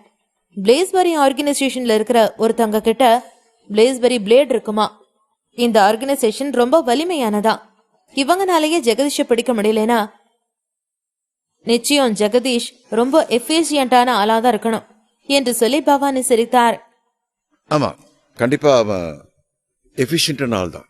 நாம நினைச்சதை விட ஜெகதீஷ் அவனோட வேலையில ரொம்ப ஃபாஸ்டா இருக்கான். சரி, நாம இப்ப அவனை பத்தி பேசிட்டு இருக்க நேரம் இல்ல, முதல்ல நாம எல்லாரும் அங்க என்ன நடக்குதுன்னு போய் பார்க்கலாம் என்று சொன்னார். பின்பு ஸ்ரீதர், பவானி என்று வில்லியம்ஸ் ஃபேமிலியில் உள்ள அனைவரும் தங்களது காரில் லிண்டான் டவுனில் இருக்கும் பிரஸ்டீஜ் ரெஸ்டாரண்டிற்கு சென்றார்கள். பிரஸ்டீஜ் ரெஸ்டாரண்ட் லிண்டான் டவுனில் இருக்கும் கடற்கரையை ஒட்டி இருந்தது. அந்த ரெஸ்டாரண்ட் 6 மாதங்களுக்கு முன்பு ராகவேந்திரன் ஃபேமிலியால் கட்டப்பட்டிருந்தது. ராகவேந்திரன் 6 மாதங்களுக்கு முன்பே சக்திவேல் ஹோக்ஸியா திரும்பி வருகிறார் என்பதை கேள்விப்பட்டிருந்தார். அதனால் அவருக்காக அந்த ரெஸ்டாரண்டை கட்ட முயற்சித்தார். கிட்டத்தட்ட இருவரும் 20 வருடங்களுக்கு பிறகு ஒன்றாக தங்களது நேரத்தை செலவிடப் போகிறார்கள் என்று எண்ணி மகிழ்ந்த ராகவேந்திரன் தாங்கள் இருவரும் சேர்ந்து ட்ரிங்க் செய்வதற்காக பிரத்யேகமாகவே அந்த ரெஸ்டாரண்டை கட்டினார். இந்த முறை சக்திவேல் எதற்காக வருகிறார் என்பது ராகவேந்திரனுக்கு நன்றாக தெரியும். 20 வருடமாக அவர் நினைத்திருந்ததை நிச்சயம் இந்த முறை செயல்படுத்த போகிறார் என்பதை அறிந்திருந்த ராகவேந்தர் மிகவும் ஆர்வமாக சக்திவேலின் வரவிற்காக காத்து கொண்டிருந்தார். அவர்கள் நட்பின் உதாரணமாகத்தான் அந்த ரெஸ்டாரண்ட் கட்டப்பட்டிருந்தது. அந்த ரெஸ்டாரண்டிற்கு ராகவேந்திரன் பிரஸ்டீஜ் என்ற பெயர் வைத்ததற்கு காரணமே இருவருக்கும் இடையிலான அந்த நட்பின் கௌரவத்தை உணர்த்தும் விதமாகத்தான். பிரஸ்டீஜ் ரெஸ்டாரண்டின் கீழ்த்தளத்தில் மிருகமாய் ஜெகதீஷ் நின்று கொண்டிருக்க, அவருக்கு முன்பு ஒருவன் கண்களில் பயத்துடன், உடலெல்லாம் பயத்தில் விடவிடக்க நின்று கொண்டிருந்தான். அவனை ஜெகதீஷ் கண்களில் கொலை வெறியுடன் பார்த்தார். ஒழுங்கா மரியாதையா ராகவேந்திரன் எங்கன்னு சொல்ல போறியா இல்லையா என்று கேட்டார். அவருக்கு முன்பு நின்று கொண்டிருந்தவன் வாய் குளறியபடியே சொன்னான். சார், நிஜமாவே எங்க போயிருக்காருன்னு எனக்கு தெரியாது. நான் கேள்விப்பட்ட வரைக்கும் அவர் கொஞ்சம் ட்ரிங்க்ஸ் எல்லாம் வாங்கறதுக்காக போயிருக்காருன்னு சொன்னாங்க என்று சொன்னான். ராகவேந்திரனுக்கு நன்றாக தெரியும் சக்திவேல் ஆல்கஹால் விஷயத்தில் மிகவும் பெக்யூலியர் என்று. அவர் சாதாரணமாக எல்லா ஆல்கஹாலையும் அருந்த மாட்டார். அவருக்கென்று பிரத்யேகமாக சில டேஸ்ட் இருக்கிறது. அதற்கு தகுந்தாற் போல நல்ல பிராண்டுகளை வாங்குவதற்காக ராகவேந்திரன் பல மாதங்களுக்கு முன்பே மார்க்கெட்டில் எந்தெந்த பிராண்ட் எல்லாம் நன்றாக இருக்கிறது என்று ஒரு ரிசர்ச்சை பண்ணி வைத்திருந்தார்.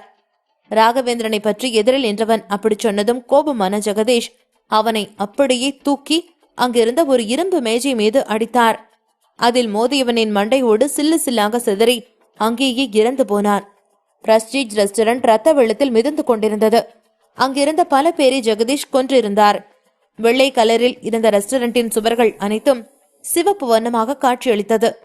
ராகவேந்திரனின் ஆளை அவ்வளவு கொடூரமாக கொன்றும் துளியும் அசராமல் ஜெகதீஷ் நின்று கொண்டிருக்க, அப்பொழுது அங்கே வந்த ஜெகதீஷின் ஆள் கீழே மண்டையோடு சிதறி கிடந்ததை பார்த்து அதிர்ந்து நின்றான்.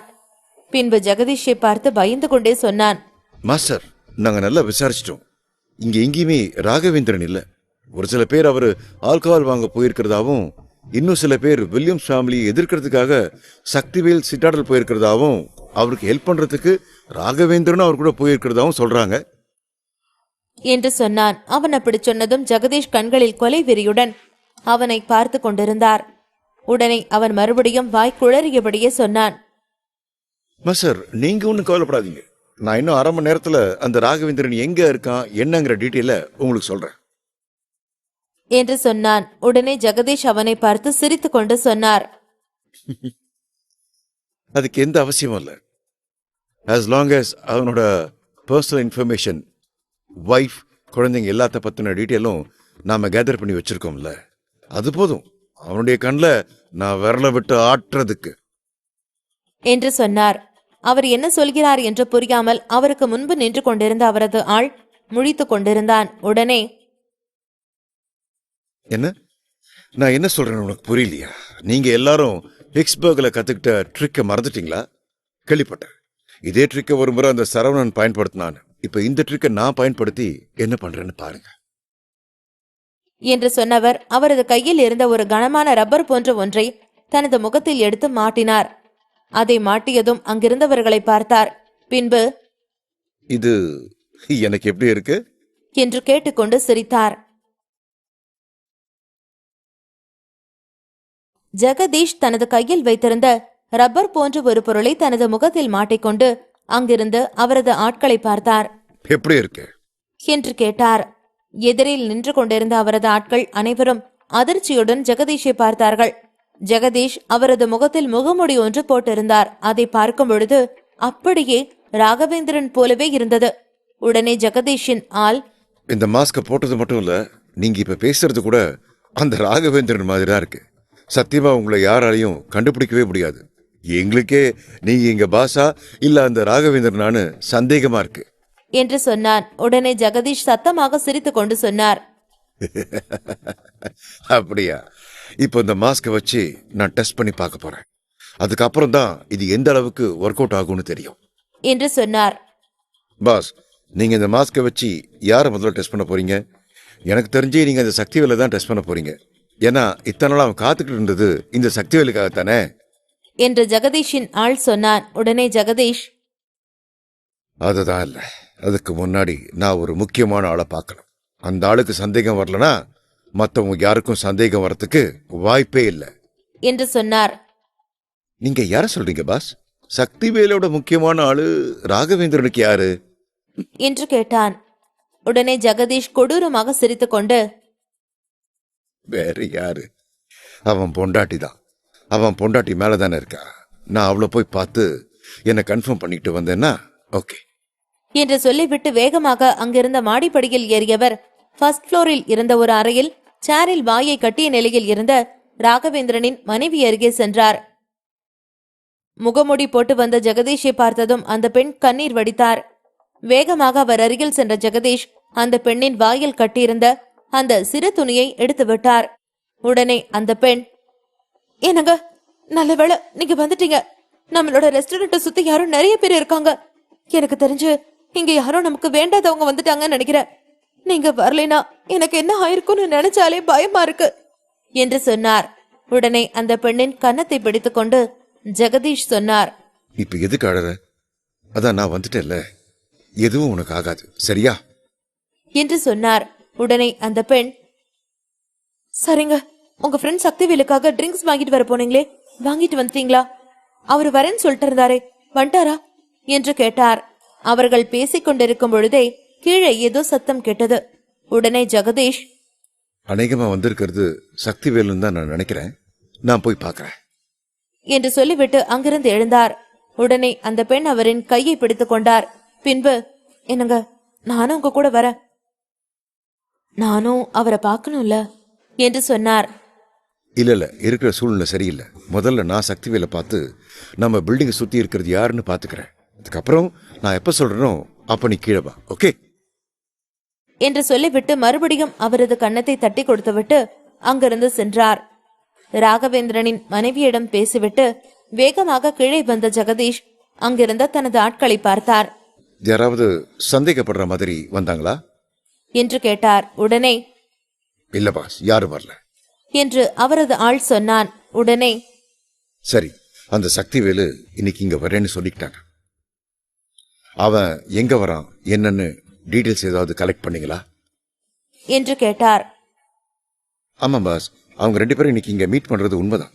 ஆல்மோஸ்ட் அவங்க லிண்டன் டவுன் நெருங்கிட்டாங்க. இன்னும் கொஞ்ச நேரத்துல இங்க வந்துருவாங்க என்று சொன்னான். ஓகே, ஹரி அப். இங்க இருக்கிற எல்லா படங்களையும் இங்க இருந்து எடுத்துட்டு போங்க. அதுக்கப்புறம் இங்க இருக்கிற அட்மாஸ்பியர் ரொம்ப மோசமா இருக்கு. எந்த இடத்துலயும் பிளட் கரை எதுவும் இருக்கக்கூடாது. இங்க என்ன நடந்துச்சுன்னு யாருக்கு எதுவும் தெரியவும் கூடாது. வரவங்க யாருக்கும் என் மேல ஒரு துளி கூட சந்தேகம் வந்துடக்கூடாது. அப்படி இருந்தா மட்டும்தான் நாம என்ன நினைச்சு வந்தோமோ அதை செஞ்சு முடிக்க முடியும். இது எல்லாத்தையும் ப்ராப்பரா முடிச்சுட்டு நீங்க எங்கேயாவது போய் மறைஞ்சுக்குங்க. நான் எப்போ உங்களை கூப்பிடுறேனோ அப்பதான் நீங்க இங்க வரணும் என்று சொன்னான். ஓகே மாஸ்டர் என்று சொல்லிவிட்டு அங்கிருந்த ஜெகதீஷின் ஆட்கள் அனைவரும் அந்த இடத்தை சுத்தப்படுத்தினார்கள். சற்று நேரத்தில் அங்கு ஒரு கலவரம் நடந்ததற்கான எந்த ஒரு அறிகுறியும் இல்லாமல் அந்த இடம் மிகவும் பீஸ்ஃபுல்லாகவும் அமைதியாகவும் மாறியது. ஜெகதீஷ் முகமூடியை அணிந்து கொண்டு சக்திவேலை வரவேற்பதற்காக வாசலில் காத்து கொண்டிருந்தார். அப்பொழுது அங்கு கார் வந்து நின்றது. அதிலிருந்து சக்திவேல், சரவணன், விக்ரம், சக்திவேலின் பாடிகார்டு என்று அனைவரும் வந்தார்கள். முதலில் சக்திவேலை பார்த்ததும் பதற்றப்பட்ட ஜெகதீஷ் பின்பு தன்னை சமாளித்துக் கொண்டார். ஹலோ மை ஃப்ரெண்ட், நாம 2 பேரும் பார்த்து எத்தனை வருஷமாச்சு என்று சொல்லி கை குலுக்கினார். அவர் அப்படி கை குலுக்கியதும் பதிலுக்கு சக்திவேலும் அவரது கையை பிடித்து குலுக்கினார். அப்பொழுது சக்திவேலுக்கு பின்னால் நின்று கொண்டிருந்த அவரது பாடிகார்டு கேட்டான், நீங்க தான் ராகவேந்திரனா என்று. அவன் அப்படி கேட்டதும் ஜெகதீஷ் ஒரு நிமிடம் அதிர்ந்து போனார். அடப்பாவி, இங்க இருக்கிற எக்ஸ்பர்ட் கூட என்ன யாருன்னு கண்டுபிடிக்கல. சாதாரண பாடிகார்டு இவன் நம்மள சந்தேகப்படுறானா? டேய் ஜெகதீஷ், மாட்டிக்காதரா, எப்படியாவது சமாளிச்சிரு என்று தனக்குள் சொல்லிக் கொண்டவர் பின்பு அந்த பாடிகார்டை பார்த்து சிரித்துக் கொண்டு சொன்னார். ஏன் என்ன பார்த்தா ராகவேந்திரன்னு தெரியலையா என்று கேட்டார். உடனே அந்த பாடிகார்டு, இல்ல, நான் அப்படி சொல்ல வரல.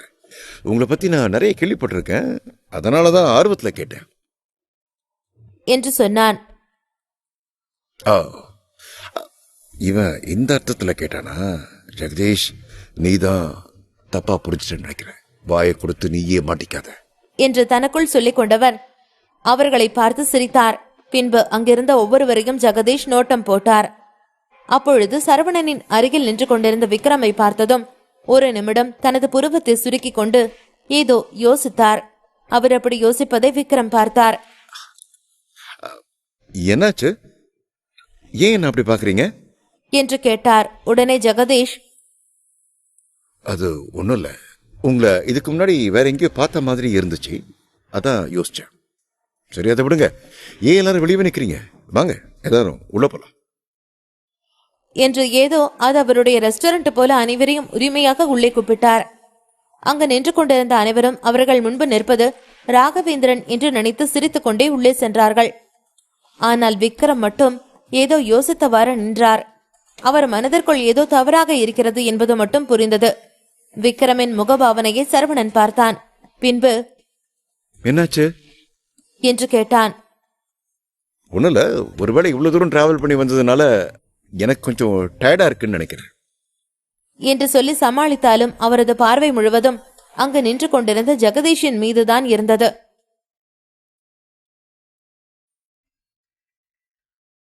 ஜெகதீஷ் ராகவேந்திரன் போல முகமுடியை அணிந்து கொண்டு சக்திவேல், சரவணன் அனைவரையும் வரவேற்றார்.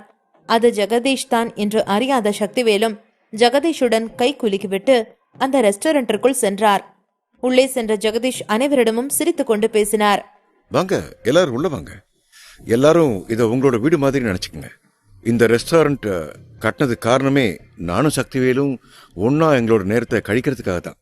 அதனால யாரும் கூச்சப்படாம நீங்க எப்படி இருக்கணும்னு விரும்புறீங்களோ அப்படி இங்க இருக்கலாம். உங்களுக்கு என்ன தேவைனாலும் தயங்காம என்கிட்ட கேளுங்க என்று சொன்னார். ஜெகதீஷ் எப்பொழுதுமே தனது நடிப்பு திறமையில் கில்லாடி. அதனால்தான் கடந்த பல வருடங்களாக பிளேஸ்பரி ஆர்கனைசேஷனிடமிருந்தே தப்பித்து வருகிறார்.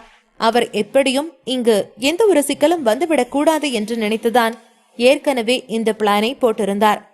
இங்கு வரும் முன்பே ராகவேந்திரன் ஃபேமிலியை பற்றியும் இந்த ரெஸ்டாரண்டை பற்றியும் நன்கு விசாரித்து தான் வந்திருந்தார்.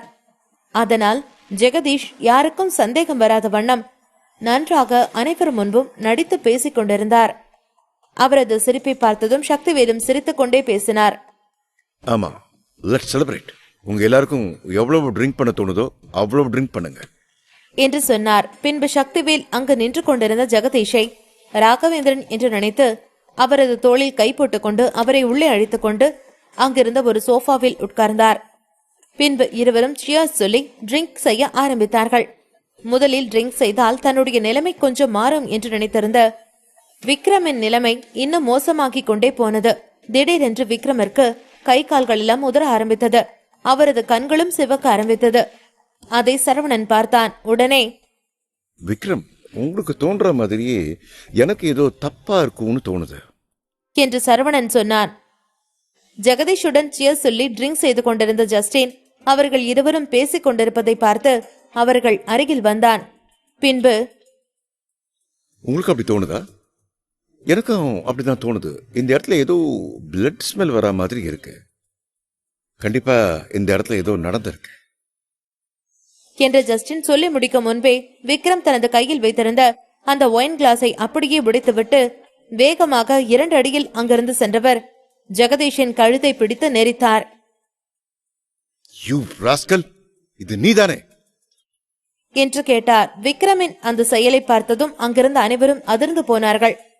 ஒருவேளை விக்ரமின் மென்டல் இல்னஸ்னால்தான் விக்ரம் இப்படி செய்கிறாரோ என்று நினைத்தவர்கள் விக்ரமை ஓடிச் சென்று பிடித்து சமாதானப்படுத்தினார்கள்.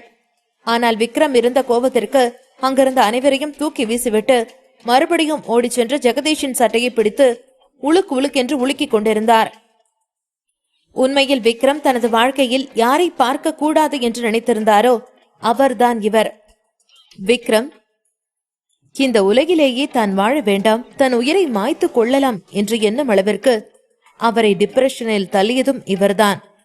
இன்று இவரை பார்ப்பார் என்று எதிர்பார்க்காத விக்ரம் தனது சுயத்தை இழந்து ஒரு பீஸ்ட் போல நின்று கொண்டிருந்தார். இதுவரை விக்ரமை அப்படி பார்த்திராத ஜஸ்டின் கூட அதிர்ந்து போய் விக்ரமை பார்த்து கொண்டு நின்றான். அங்கிருக்கும் அனைவரும் எதுவும் புரியாமல் விக்ரமை பார்த்து கொண்டிருக்க விக்ரமின் கைக்குள் இறந்த ஜெகதீஷ் மட்டும் சிரித்துக் கொண்டிருந்தார். பின்பு, ஃபேண்டாஸ்டிக், யாருமே கண்டுபிடிக்க முடியாத என்ன நீ கண்டுபிடிச்சிட்டியே. பரவாயில்ல, நீங்க என்னோட ஸ்டூடெண்ட் நினைக்கும் போது எனக்கு ரொம்ப பெருமையா இருக்கு. ஆனா என்ன நீ லேட்டா கண்டுபிடிச்சிட்ட. கொஞ்சம் சீக்கிரம் கண்டுபிடிச்சிருந்தேன்னா இவங்க யாரும் என் கூட சேர்ந்து ட்ரிங்க் பண்ணி இருக்க மாட்டாங்க. இப்ப நீங்க எல்லாரும் இவ்வளவு நேரம் ரசிச்சு குடிச்சிங்களே ட்ரிங்க், அதுல நான் பாய்சனை கலந்துட்டேன். இன்னும் கொஞ்ச நேரத்துல நீங்க எல்லாரும் இங்கேயே இறந்து போக போறீங்க. விக்ரம், மத்தவங்களுக்கு என்ன பத்தி தெரியாம இருக்கலாம், நீயும் என்ன பத்தி தெரியாம இருக்கலாமா? என்னோட இந்த ட்ரிக்கை யூஸ் பண்ணி தானே உன்னோட மனைவியையும் உன்னோட குழந்தையையும் நான் கொன்னேன். அத கூட மறந்துட்ட பாத்தியா என்று சொல்லிவிட்டு சிரித்தான். ஜெகதீஷ் அப்படி சொன்னதும் அங்கிருந்த அனைவரும் அதிர்ச்சியுடன் பார்த்து கொண்டிருக்க விக்ரம் கொலை வெறியுடன் ஜெகதீஷை தூக்கி அங்கிருந்த பெஞ்சின் மீது அடித்தார். கீழே விழுந்த ஜெகதீஷ் மறுபடியும் எழுந்து நின்று விக்ரமை பார்த்து சிரித்துக் கொண்டு சொன்னார், என்னோட ஸ்டூடெண்ட் என்ன அடிக்கிறான்னு நினைக்கும் போது எனக்கு ரொம்ப பெருமையா இருக்கு. விக்ரம், நீங்க தேவையில்லாம அவங்க பக்கம் இருந்து உன்னோட லைஃபை வீணாக்கிட்டு இருக்க. பேசாம பழசையெல்லாம் மறந்துட்டு என் கூட வந்துரு. உனக்கு சொர்க்கமான வாழ்க்கைன்னா என்னன்னு நான் காட்டுறேன். இந்த பார், உனக்கு தெரிஞ்சு நான் எவ்வளவு தப்பு பண்ணிருப்பேன், எத்தனை கொலை பண்ணிருப்பேன், இந்த கையால எவ்வளவு கொடூர வேலையை செஞ்சிருப்பேன். ஆனாலும் இன்னை வரைக்கும் நான் யார்கிட்டயாவது மாட்டியிருக்கேனா? அதுக்கு என்ன காரணம்? என்னோட திறமை தான். நீ என் கூட உனக்கும் அது எல்லாத்தையும் நான் கத்துக் கொடுக்குறேன். இந்த ஹோக்ஸாவே பார்த்து பயப்படுற பிளேஸ் ஃபியூரி ஆர்கனைசேஷனாலேயே என்னை கண்டுபிடிக்க முடியல. இந்த வேர்ல்ட்ல எவனாலையும் என்னை பிடிக்க முடியாது, யாராலையும் என்னை எதுவும் பண்ண முடியாது. ஏன்னா I am the king of the world என்று சொல்லி சிங்கம் போல கர்ஜித்தார். அவர் அப்படி சிரித்துக் கொண்டு பேசியது விக்ரமிற்கு இன்னும் அதிக கோபத்தை ஏற்படுத்த மறுபடியும் ஓடி சென்று ஜெகதீஷை தூக்கி அங்கிருந்து சுவற்றில் அடித்தார். ஜெகதீஷ் மறுபடியும் சிரித்துக் கொண்டே எழுந்து நின்றார். பின்பு, என்னால உன்னை எதுவும் பண்ண முடியாது என்று சொல்லிவிட்டு தனது முகத்தில் இருந்த மாஸ்கை கழற்றி விட்டு தனது ஒரிஜினல் முகத்தை காட்டினார். அவரது முகத்தை பார்த்ததும் விக்ரமை தவிர அங்கிருந்த மற்ற அனைவரும் அதிர்ந்து போனார்கள். சற்று நேரத்திற்கு முன்பு வரை வயதான தோற்றத்தில் இருந்தவர் திடீரென்று இவ்வளவு இளமையாக இருக்கிறாரே என்று அனைவரும் அதிர்ச்சியுடன் பார்த்தார்கள். ஜெகதீஷ் அவரது நார்மலான வயதை விட மிகவும் இளமையாக இருந்தார். அவரது இளமைக்கு ஏற்றாற் போல அவரது உடல் கட்டையும் அழகாக பராமரித்து வைத்திருந்தார். ராகவேந்திரனின் முகத்திற்குள் இப்படி ஒருத்தர் இருப்பார் என்று எதிர்பார்க்காத அனைவரும் இவர் யார், இவர் எப்படி இங்கு வந்தார் என்பது போல பார்த்து கொண்டிருந்தார்கள். அவரது உண்மையான முகத்தை பார்த்ததும் விக்ரமின் ஆவேசம் இன்னும் அதிகமானது. அவரது கண்கள் இன்னும் சிவப்பாக வேகமாக ஓடிச் சென்று ஜெகதீஷை முடிந்த மட்டும் தூக்கி கீழே போடவும் பின்பு சுவற்றில் அடிப்பதுமாக இருந்தார். அவர் அருகில் யாரும் செல்ல முடியாத அளவிற்கு அவர் ஒரு முழு பீஸ்டாக மாறியிருந்தார். விக்ரமின் அந்த ஆவேசத்தை பார்க்கும் பொழுது சரவணனுக்கு ஒரு நிமிடம் அதிர்ச்சியாக இருந்தது. விக்ரமின் அருகில் போவதற்கு யாருக்கும் தைரியம் இல்லாமல் நின்று கொண்டிருந்தார்கள். விக்ரம் போதும் போதும் என்கிற அளவிற்கு ஜெகதீஷை போட்டு அடித்து உரித்து கொண்டிருந்தார். ஜெகதீஷின் உடலெங்கும் அடிபட்டு ஆங்காங்கு ரத்தம் வழிந்து கொண்டிருந்தது. ஆனாலும் ஜெகதீஷ் அசராமல் விக்ரமை பார்த்து சிரித்துக் கொண்டே இருந்தார். பின்பு திடீரென்று தனது பேண்ட் பாக்கெட்டில் இருந்து ஒரு ஊசி போன்ற ஒன்றை எடுத்து அதை மெதுவாக யாரும் பார்க்காத வண்ணம் விக்ரமின் உடலில் செலுத்தினார். பிரஸ்டீஜ் ரெஸ்டாரண்டிற்கு வெளியில் வில்லியம்ஸ் ஃபேமிலியைச் சேர்ந்த அனைவரும் வந்து சேர்ந்திருந்தார்கள். அவர்கள் அனைவருக்கும் முன்னிலையில்தான் ஸ்ரீதர் நின்று கொண்டிருந்தார். ஒருமுறை தனது குடும்ப ஆட்கள் அனைவரையும் பெருமையாக பார்த்தார். பின்பு கர்வத்தோடு சிரித்துக் கொண்டு பேசினார். எல்லாரும் தயாரா இருக்கீங்க தானே? எல்லாரும் அவங்கவுங்க கையில துப்பாக்கியை ரெடியா வச்சுக்கோங்க. பிரஸ்டீஜ் ரெஸ்டாரண்ட்டுக்குள்ள நுழைஞ்ச அடுத்த நொடி நீங்க எல்லாரும் ஷூட் பண்ண ஆரம்பிச்சிருங்க. அங்க இருக்கிற ஒருத்தர் கூட உயிரோட இருக்கக்கூடாது. ஜெகதீஷையும் அவனோட ஆட்களையும் தவிர மத்த யாரும் நம்ம கிட்ட இருந்து தப்பிச்சு போகக்கூடாது. அவங்க எல்லாருக்கும் நாம இங்கேயே ஒன்னா ஒரே நேரத்துல சமாதி கட்டணும் என்று சொன்னார். ஸ்ரீதர் சொன்ன அடுத்த நொடியை அவருக்கு முன்னால் நின்று கொண்டிருந்த அவர்களது குடும்பத்தை சார்ந்த அனைவரும் கோரஸாக சொன்னார்கள். ஆமா, கண்டிப்பா இன்னைக்கு அவங்க எல்லாரும் நம்ம கையாலேயே கொல்றோம், கண்டிப்பா கொல்றோம் என்று ஆக்ரோஷமாக சொன்னார்கள். அவர்கள் சொல்லி முடித்த அடுத்த நொடியே ஒரு பெரும் சத்தத்துடன் அனைவரும் அந்த ரெஸ்டாரண்டிற்குள் நுழைந்தார்கள். வில்லியம்ஸ் ஃபேமிலியில் உள்ள அனைவரும் ரெஸ்டாரண்டிற்குள் நுழைந்த அடுத்த நொடியே கன் ஷூட் சத்தம் காதை கிழிக்கும் அளவிற்கு பயங்கரமாக கேட்க ஆரம்பித்தது. பிரஸ்டீஜ் ரெஸ்டாரண்டிற்கு நுழைந்தவுடனே ஸ்ரீதர் தேடிச் சென்றது சக்திவேலைதான். சக்திவேல் அங்கிருந்து சோஃபாவில் கால் மேல் கால் போட்டு கெத்தாக உட்கார்ந்து கொண்டிருந்தார். அவரை பார்த்ததும் ஸ்ரீதர் சிரித்துக் கொண்டு சொன்னார், வெல்கம் சக்திவேல். நான் பெட் கட்டுறேன். கண்டிப்பா நானும் என்னோட வில்லியம்ஸ் ஃபேமிலியும் இங்க வருவோன்னு நீ கனவுல கூட நினைச்சு பார்த்திருக்க மாட்டேன். அப்புறம் சக்திவேல், உனக்காக நான் ஏற்பாடு பண்ணி வச்சிருந்த வைன் டேஸ்டா இருந்துச்சா? நீ தான் ஆல்கஹால் ரொம்ப பெக்யூலியர் ஆச்சு. உனக்காக தான் அந்த வைனை பார்த்து பார்த்து வாங்கி இருந்தேன். அதோட டேஸ்ட் உனக்கு பிடிச்சிருந்துச்சு தானே என்று நக்கலாக்க கேட்டார். பின்பு, இல்ல, லாஸ்ட் டைம் டீ நல்லா இல்லைன்னு சொன்னியே, அந்த மாதிரி இதுவும் நல்லா இல்லைன்னு சொல்லிட்டா? அந்த பயத்துல தான் உனக்காக ஸ்பெஷல்லா செய்ய சொன்னேன். நீ இந்த பாய்சன்ல இருந்து தப்பிச்சிட்டாலும் உன்னை கொல்றதுக்கு வெளியில ஆயிரக்கணக்கான வில்லியம்ஸ் ஃபேமிலியை சேர்ந்தவங்க காத்துக்கிட்டு இருக்காங்க. நிச்சயம் இன்னைக்கு உனக்கு சாவுதான். அதுவும் சாதாரண சாவு இல்ல, உன்னை அணு அணுவா டார்ச்சர் பண்ணி கொல்லுவோம் என்று சொல்லி சிரித்தார். ஸ்ரீதர் சொன்னதை கேட்டதும் அங்கிருந்த அனைவரும் கோபமாக ஸ்ரீதரை பார்க்க, சக்திவேல் மட்டும் எதுவும் சொல்லாமல் அமைதியாக மறுபடியும் அவர் கையில் இருந்த வைன் கிளாஸை எடுத்து அந்த கிளாஸில் இருந்த வைனை ரசித்து குடித்தார். சக்திவேல், உனக்கு ரொம்ப நாளா ஒரு சந்தேகம் இருந்துகிட்டே இருந்துச்சுல்ல, இந்த வில்லியம்ஸ் ஃபேமிலிக்கும் சோலி சொசைட்டிக்கும் பின்னாடி இருக்கிற அந்த பவர்ஃபுல்லான ஹேண்ட் யாருன்னு. அவங்க யாருன்னு உனக்கு இப்ப தெரியும். அவங்க வேற யாரும் இல்ல, உன்னை இன்னைக்கு நரகத்துக்கு அனுப்ப போறவன் தான்.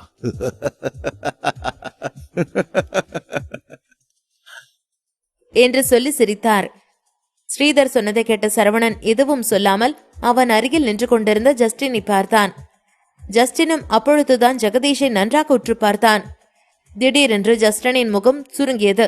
பின்பு தனது கையில் வைத்திருந்த அந்த ஒயின் கிளாஸை கீழே வைத்துவிட்டு சரவணனை பார்த்தான். பாஸ், இவன் ரொம்ப ஸ்ட்ராங்கானவன். எனக்கு நல்ல ஞாபகம் இருக்கு. நான் அண்டர் கிரவுண்ட் ஃபோர்ஸ் ஆர்கனைசேஷன்ல இருக்கும்போது எனக்கு ஒரு மிஷன் வந்துச்சு. அந்த மிஷன் என்னன்னா, இவனை பிடிக்கிறதா. நாங்களே இவனை பிடிக்கிறதுக்கு எவ்வளோ முயற்சி பண்ணோம், ஆனால் எங்களால் இவனை பிடிக்க முடியல. இவன் ரொம்ப பவர்ஃபுல்லாக இருந்தான். அதனால எங்கள் மிஷன் நாங்கள் பாதியிலேயே விட்டுட்டோம். இவனை எப்படி வில்லியம்ஸ் ஃபேமிலி தேடி பிடிச்சாங்கன்னு தெரியல பாஸ். நிஜமாவே இந்த முறை வில்லியம்ஸ் ஃபேமிலி ரொம்ப ஸ்ட்ராங்கான ஒருத்தனை தான் முன்னாடி நிறுத்தியிருக்காங்க. இப்போ இந்த பிரஸ்டீஜ் ரெஸ்டாரண்ட் முழுசையுமே வில்லியம்ஸ் ஃபேமிலி ட்ராப் பண்ணி வச்சிருக்கு. இங்கே இருந்து தப்பிக்கிறது கொஞ்சம் கஷ்டம்தான் என்று சொன்னான்.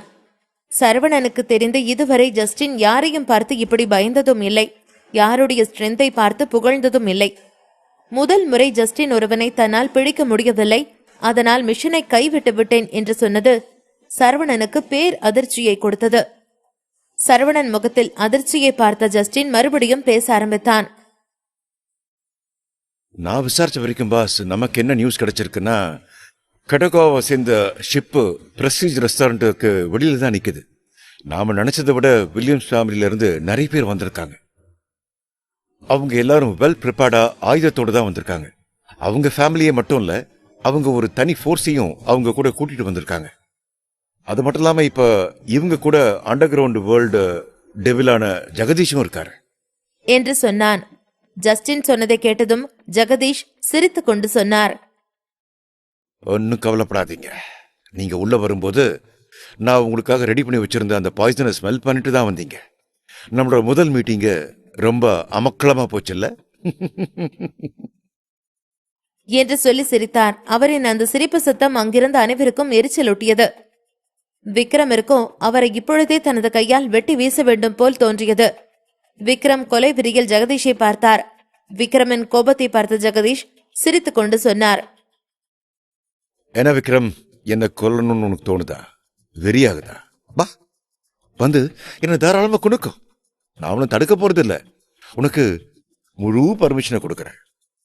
தாராளமா வா, எந்திரிச்சு வா என்று சொன்னார். அவர் சொன்னதை கேட்டதும் விக்ரம் மெதுவாக எழுந்து நிற்க விக்ரமிற்கு தலைக்கெல்லாம் சுற்றி கொண்டு வந்தது. அதை பார்த்த ஜெகதீஷ் சிரித்துக் கொண்டே சொன்னார், என்ன விக்ரம், உன்னதான் கூப்பிடுறேன், வா, என் பக்கத்துல வா. என்ன கொல்லணும் தானே? துப்பக்கையில் என்ன கொல்லணுமா? கொன்னுக்கோ. இல்ல இந்த கத்தியால் என்ன கொல்லணுமா? கொன்னுக்கோ. வா வா விக்ரம், வா என்று சொல்லி அவரை கூப்பிட விக்ரமின் கால்கள் எழுந்து நிற்க மறுத்தது. என்ன விக்ரம், உன்னால வர முடியலையா? என்ன கொல்லணுங்கிற ஆசையை தீர்த்துக்க முடியலையா? ஐயோ பாவம், உன்னை பார்க்க எனக்கு பாவமா இருக்கு. ஆனா என்ன செய்யறது, நீ சாப்பிட்டு இருக்கிற பாய்சனோட பவர் அப்படி. என்னதான் நீ என்ன அடிக்கணும்னு நினைச்சாலும், சாரி தொடரணும்னு நினைச்சாலும் தொட முடியாது. முதல்ல நீ ஒழுங்கா எந்திரிச்சு நில்லு, அதுக்கப்புறம் என்கிட்ட வந்து என்ன கொல்றத பத்தி யோசி என்று சொன்னார். உடனே விக்ரம் தனது கைகளை முறுக்கிக் கொண்டு சொன்னார், ஏய் ஜெகதீஷ், நீ உண்மையான வீரனா இருந்தா கோழ மாதிரி எங்களுக்கு விஷத்தை கொடுத்து எங்களை கொல்ல நினைச்சிருக்க மாட்டேன். வீரனா நேருக்கு நேரு நின்னு எங்களோட சண்டை போட்டு எங்களை கொன்னு இருப்ப. நீ ஜெயிச்சிருந்தனா நானே உன்னை வீரன் மார்தட்டி உன் கையால செத்திருப்பேன். ஆனா நீ ஒரு கோழை, எதுக்கு லாய்க்கில்லாத கோழை. நீ இருக்கிற தைரியத்துல ஒட்டுமொத்த வில்லியம்ஸ் ஃபேமிலியும் உன்னை நம்பி உன் பின்னால வந்திருக்காங்க பாரு. அதை நினைக்கும் போதுதான் எனக்கு இன்னும் சிரிப்பா வருது என்று அந்த நிலைமையிலும் விக்ரம் அவரை பார்த்து சிரித்துக் கொண்டு சொன்னார். விக்ரம் அப்படி சொன்னதும் ஜெகதீஷின் சிரிப்பு காணாமல் போய் அவரது முகம் கோபத்தில் சிவந்தது. உடனே விக்ரமின் அருகில் சென்றவர் விக்ரமை ஓங்கி ஒரு மிதி மிதித்தார். அவர் மிதித்த மிதியில் விக்ரமின் மீது ஏற்கனவே ஜெகதீஷ் குத்தி இருந்த ஊசி இன்னும் விக்ரமின் நெஞ்சில் ஆழமாக சென்றது. ஜெகதீஷ் கையில் இருந்த ஊசி விக்ரமின் உடலில் பாய்ந்ததும் விக்ரம் அப்படியே மயங்கி கீழே விழுந்தார். அதை பார்த்த ஸ்ரீதர் சிரித்துக் கொண்டே சொன்னார், சக்திவேல், இன்னைக்கு உன்னால எங்ககிட்ட இருந்து தப்பிக்கவே முடியாது என்று. சக்திவேலுடன் பேசிக் கொண்டிருக்கும் பொழுது அவரது செல்போன் ஒலித்தது. அதை எடுத்து பார்க்க அந்த கால் ஒரு லேண்ட்லைனில் இருந்து வந்தது. அந்த எண்ணை பார்த்ததுமே அது ஜாஸ்மினிடமிருந்து வருகிறது என்பதை உணர்ந்த ஸ்ரீதர் சிரித்துக் கொண்டே போனை அட்டெண்ட் செய்தார். சொல்லு, இப்ப எது கால் பண்ணிருக்க என்று கேட்டார். எதிர்மனையில் இருந்த ஜாஸ்மினோ மிகவும் மெதுவான குரலில் சொன்னாள், உங்ககிட்ட நான் ஒரு முக்கியமான விஷயத்தை பத்தி பேசணும். அதுக்காக தான் நான் உங்களுக்கு கால் பண்ணினேன். அந்த ஹெல் கேட் எங்கிட்ட இருந்து பிரிஞ்சு போயிட்டா. அவ இப்ப என்னோட கைவசம் இல்ல என்று சொன்னாள். ஜாஸ்மின் அப்படி சொன்னதும் ஸ்ரீதரின் முகம் கருத்து போனது. அவரது தலையை சுற்றுவது போல இருந்தது. ஏனென்றால் அவர் அதிகமாக நம்பி இருந்தது ஹெல்கேட்டை தான். ஹெல்கேட்டின் திறமையை பற்றி அவருக்கு நன்றாக தெரியும். கடந்த முறை சரவணன் கூட அங்கிருந்த படையிலேயே பெரும் படையாக இருந்தது ஹெல்கேட் தான். அவள் இன்று தனது படையுடன் வந்தால் நிச்சயம் சரவணனையும் அவனது அப்பாவான சக்திவேலையும் இருந்த இடம் தெரியாமல் அழித்து விடலாம் என்று பேராசையுடன் இருந்தவருக்கு ஜாஸ்மினின் இந்த வார்த்தை பேரிடியை இறக்கியது போல இருந்தது. உடனே கோபத்துடன், நீ என்ன சொல்ற? இது எப்படி நடந்துச்சு? அந்த ஹெல்கட் எதுக்கு உன்னை விட்டு போனா என்று கேட்டார். இங்க பாருங்க, நான் ஜெயில இருந்து பேசுறேன். என்னால விவரமா எல்லாத்தையும் சொல்ல முடியாது. ஆனா இதை மட்டும் சொல்லிக்கிறேன். அந்த ஹெல்கேட் முதல்ல நம்ம பக்கம்தான் இருந்தா. ஆனா ஷியாம் இறந்து போனதுக்கு அப்புறம் தான் அவ சரவணனோட திறமையவே ரியலைஸ் பண்ணினா. அதுக்கப்புறம் அவ சரவணனை பத்தி நிறைய தெரிஞ்சுக்கணும்னு நினைச்சா. அதனால சரவணன் பின்னாலேயே போனா. அவளால நம்ப முடியாத அளவுக்கு சரவணனோட பவர் இன்னும் அதிகமாயிட்டே போச்சு. அது அவளை ரொம்ப ஆர்வப்படுத்துச்சு. அதனால சரவணனை பத்தி அவ இன்னும் இன்வெஸ்டிகேட் பண்ண ஆரம்பிச்சா. அவ இன்வெஸ்டிகேட் பண்ணினதோட கடைசி விளைவாக தான் அவளுக்கு ஒரு பெரிய உண்மை தெரிஞ்சிருக்கு. அந்த உண்மை என்னன்னா, சரவணன் கையில பிளேஸ்வரி பிளேடு இருக்கு. அதை தெரிஞ்சுக்கிட்ட அடுத்த நொடியே அவ என்கிட்ட இருந்து விலகி போயிட்டா என்று சொன்னாள். பிளேஸ்வரி பிளேட் என்று கேள்விப்பட்டதும் ஸ்ரீதர் இன்னும் அதிர்ந்து போனார். ஜாஸ்மின், நீ என்ன சொல்ற? எந்த பிளேஸ் ஃபியூரி பிளேட பத்தி சொல்ற? ஓக்சியாவில் இருக்கிற பெஸ்ட் ஆர்கனைசேஷன்ல இருக்கிற அந்த பிளேஸ் ஃபியூரி பிளேட பத்தி சொல்றியா என்று கேட்டார். உடனே ஜாஸ்மின், ஆமா, அதே பிளேஸ்வரி பிளேடு பத்தி தான் சொல்றேன். அது இப்ப சரவணனோட கையில இருக்கு. சரவணன் எவ்வளவு ஸ்ட்ராங்கானவனா இருந்தா இந்த வயசுல அவன் கையில இந்த பிளேடு போகும். அதனால எதா இருந்தாலும் யோசிச்சு பண்ணுங்க. என்னால உங்களுக்கு இப்ப எந்த உதவியும் பண்ண முடியாது என்று சொன்னாள். ஜாஸ்மின், நீ அப்படி சொல்லக்கூடாது. உன்னை வெளியில கொண்டு வரதுக்கான ஒரே வழி எங்க கிட்ட மட்டும்தான் இருக்கு. நீ எனக்கு ஹெல்ப் பண்ணா மட்டும்தான் நான் உன்னை ஜெயில இருந்து வெளியில கூட்டு வருவேன். ஒருவேளை நீ எனக்கு ஹெல்ப் பண்ண வேணானா கண்டிப்பா நான் உனக்கு ஹெல்ப் பண்ண மாட்டேன் என்று சொன்னார். இங்க பாருங்க, நான் சொல்ற பிரச்சனையோட வீரியத்தை பத்தி உங்களுக்கு இன்னும் புரியல. இதுக்கு மேல உங்களோட இஷ்டம். என்னால எதுவும் பண்ண முடியாது என்று சொல்லிவிட்டு ஜாஸ்மின் தனது போனை கட் செய்தாள். ஜாஸ்மின் போனை கட் செய்த அடுத்த நொடியே ஸ்ரீதர் இன்னும் கோபமானார். விட்டால் அவரது கையில் வைத்திருந்த அந்த போனை தூக்கி உடைத்து விடலாம் போல கோபம் வந்தது. அவரது கோபத்தை பார்த்த சக்திவேல் சிரித்துக் கொண்டே மறுபடியும் அங்கிருந்த ஒயினை எடுத்து குடிக்க ஆரம்பித்தார். சக்திவேலின் சிரிப்பை பார்த்ததும் ஸ்ரீதருக்கு இன்னும் கோபம் வர, சக்திவேலை என்ன செய்யலாம் என்று கோபத்துடன் பார்த்து கொண்டிருக்கும் பொழுதே அங்கு வாசலில் யாரோ வந்து நிற்கும் சத்தம் கேட்டது. யாரென்று அனைவரும் திரும்பி பார்க்க வாசலில் சௌமியா தான் நின்று கொண்டிருந்தாள். சௌமியா மிகவும் குட்டியான உடை அணிந்து செக்ஸியாக வந்திருந்தாள். அவளது உடல் நளினமும் அவளது உடல் நிறமும் எந்த ஒரு ஆணையும் ஈஸியாக ஈர்க்கும் அளவிற்கு இருந்தது. அவ்வளவு நேரம் சாதாரணமாக அங்கு உட்கார்ந்து திங்க் செய்து கொண்டிருந்த சக்திவேல் கூட ஒரு நிமிடம் அந்த பெண்ணின் கோலத்தை பார்த்து திணறி போனார். சக்திவேல் போன்ற வயதானவர்களுக்கு இந்த வயதில் பெரிதாக அவர்கள் குடிக்கும் டீயில் தான் ஆர்வம் இருக்கும். அவரது முகம் முழுவதும் இன்னசென்ட் பரவி இருக்க அவர் சௌமியாவை நிமிர்ந்து பார்த்தார். சௌமியா பெண் ரூபத்தில் இருக்கும் ஆண். அவள் முன்னால் எத்தனை ஆண்கள் படைப்படியாக வந்தாலும் அவர்கள் அனைவரையும் சொடக்கு போட்டும் நேரத்தில் தரையில் வீழ்த்தி விடும் அளவிற்கு பலம் கொண்டவள். அவ்வளவு ஏன், அனைவரையும் மிரட்டும் இந்த தி கில்லர் ஆஃப் காட் என்ற அனைவராலும் அழைக்கப்படும் ஜெகதீஷ் கூட சௌமியாவை பார்த்தால் அதிர்ந்து போவார். அவரால் கூட சௌமியாவை நேருக்கு நேர் நின்று சண்டை போட முடியாது. அந்த அளவிற்கு அவளது பலம் இருக்கும். சௌமியாவை வாசலில் பார்த்ததும் ஜெகதீஷின் முகம் தாமரை போன்று மலர ஆரம்பித்தது. சௌமியா இங்க வரானா அவ கண்டிப்பா நமக்காக தான் வருவா என்று நினைத்திருந்தார். ஆனால் கொஞ்ச நேரத்திற்கு முன்னாடி ஜாஸ்மின் எப்போ அவ பக்கம் இல்லைன்னு சொன்னாலோ அப்பவே சௌமியா நமக்கான சண்டை போட வரமாட்டா என்று நினைத்தார். ஆனா இப்ப எப்படி வந்தா? கண்டிப்பா அவ இங்க வந்ததுக்கு காரணம் வில்லியம்ஸ் ஃபேமிலிக்கு உதவுறதுக்காகத்தான் இருக்கணும். ஏன்னா எப்படியும் சரவணன் அவளுக்கு எதிரிதான். சரவணன் கையில எப்படி அந்த பிளேஸ்வரி பிளேடு வந்துச்சுன்னு தெரிஞ்சுக்கிறதுக்காக தான் அவன் பின்னாடி போயிருக்கான். மற்றபடி எந்த ஒரு காரணமும் இருக்காது என்று தனக்குள் சொல்லிக்கொண்டு வாசலில் நின்று கொண்டிருந்த சௌமியாவை பார்த்து சிரித்தார். சௌமியாவோ அவரை கண்டுகொள்ளாமல் அங்கு நின்று கொண்டிருந்த சரவணனை பார்த்து சிரித்துக்கொண்டு உள்ளே வந்தாள். மேல் தளத்தில் அனைவருடனும் நின்று சண்டை போட்டுக் கொண்டிருந்த ஜெகதீஷ் யதார்த்தமாக கீழ்த்தளத்தை பார்த்தார். அங்கு சௌமியா நின்று கொண்டிருப்பதை பார்த்ததும் ஜெகதீஷ் சிரித்துக்கொண்டே மின்னல் வேகத்தில் அங்கிருந்த படியில் இறங்கி வேகமாக சௌமியாவை நோக்கி வந்து கொண்டிருந்தார். சௌமியாவும் ஜெகதீஷ் கீழே இறங்கி வருவதை பார்த்தாள். பின்பு தன்னை தயார்படுத்திக் கொண்டு ஜெகதீஷை பார்த்து சிரித்துக் கொண்டு நின்றாள். அப்பொழுது அவளுக்கு திடீரென்று ஜெகதீஷுக்கு பின்னால் ஏதோ ஒரு ஸ்ட்ராங்கான உருவம் வந்தது போல இருந்தது.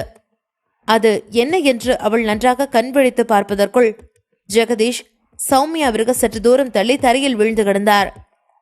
அவரது வாயிலிருந்து ரத்தம் வழிந்து கொண்டிருந்தது. அதை பார்த்த சௌமியா அதிர்ச்சியுடன் ஜெகதீஷை அடித்தது யார் என்று திரும்பி பார்க்க அங்கு விக்ரம் தான் நின்று கொண்டிருந்தார். விக்ரமின் தோற்றமும் அவரது கண்களில் இருந்த கோபமும் அவரை ஏதோ வேற்று கிரகவாசி போல காட்டியது. சௌமியாவை பார்த்ததும் ஜெகதீஷ் மாடியிலிருந்து வேகமாக இறங்கி வந்தார். அவர் சௌமியாவின் அருகில் நெருங்குவதற்கு முன்பே ஜெகதீஷ் சௌமியாவிடமிருந்து 4 அடி தூரத்திற்கு முன்பு விழுந்தார். அவர் விழுந்ததில் அவரது உடலில் அடிபட்டு வாயிலிருந்து ரத்தம் வழிந்து கொண்டிருந்தது. இவ்வளவு போர்ஸாக ஜெகதீஷை தாக்கியது யார் என்று அங்கிருந்த அனைவரும் திரும்பி பார்க்க அவர்களுடன் சேர்ந்து சௌமியாவும் அதிர்ச்சியுடன் திரும்பி பார்த்தாள். அங்கு கொலை வெறியுடன் விக்ரம் தான் நின்று கொண்டிருந்தார். விக்ரமிடம் நிறைய சேஞ்சஸ் இருப்பதை சௌமியா பார்த்தாள். பின்பு இவருக்கு என்னாச்சு என்பது போல் அவரை பார்த்து கொண்டிருந்தாள். அதே நேரம் அங்கிருந்து சோஃபாவில் உட்கார்ந்து நடக்கும் அனைத்தையும் பார்த்து கொண்டிருந்த சக்திவேல் சரவணனை பார்த்தார். சரவணா, உன்னோட ஃப்ரெண்டு ஏதோ வித்தியாசமா நடந்துக்கிற மாதிரி இல்ல? எனக்கு தெரிஞ்சு அவனுக்கு ஏதோ பிரச்சனைன்னு நினைக்கிறேன் என்று சொன்னார். உடனே சரவணன், ஆமாப்பா, நானும் அப்படிதான் நினைக்கிறேன். விக்ரம்க்கு ஏதோ பிரச்சனை. அதான் விக்ரம் மாதிரியே இல்ல என்று சொல்லிவிட்டு மிகவும் கவலையுடன் விக்ரமை பார்த்தான். அவர்கள் அனைவரும் விக்ரமை பார்த்து கவலைப்பட்டு கொண்டிருந்த அதே நேரம் ஸ்ரீதரின் செல்போன் ஒலித்தது. அந்த போனை எடுத்து பார்க்க அதில் அழைத்தது அவனது தந்தையான சசிதரன் தான். சசிதரன் வேலேண்டல் இருந்து தனக்கு சாதகமான விஷயத்தை சொல்லத்தான் போன் செய்திருக்கிறார் என்று நினைத்தார். பின்பு வேகமாக சிரித்துக்கொண்டு அந்த போனை அட்டெண்ட் செய்தார்.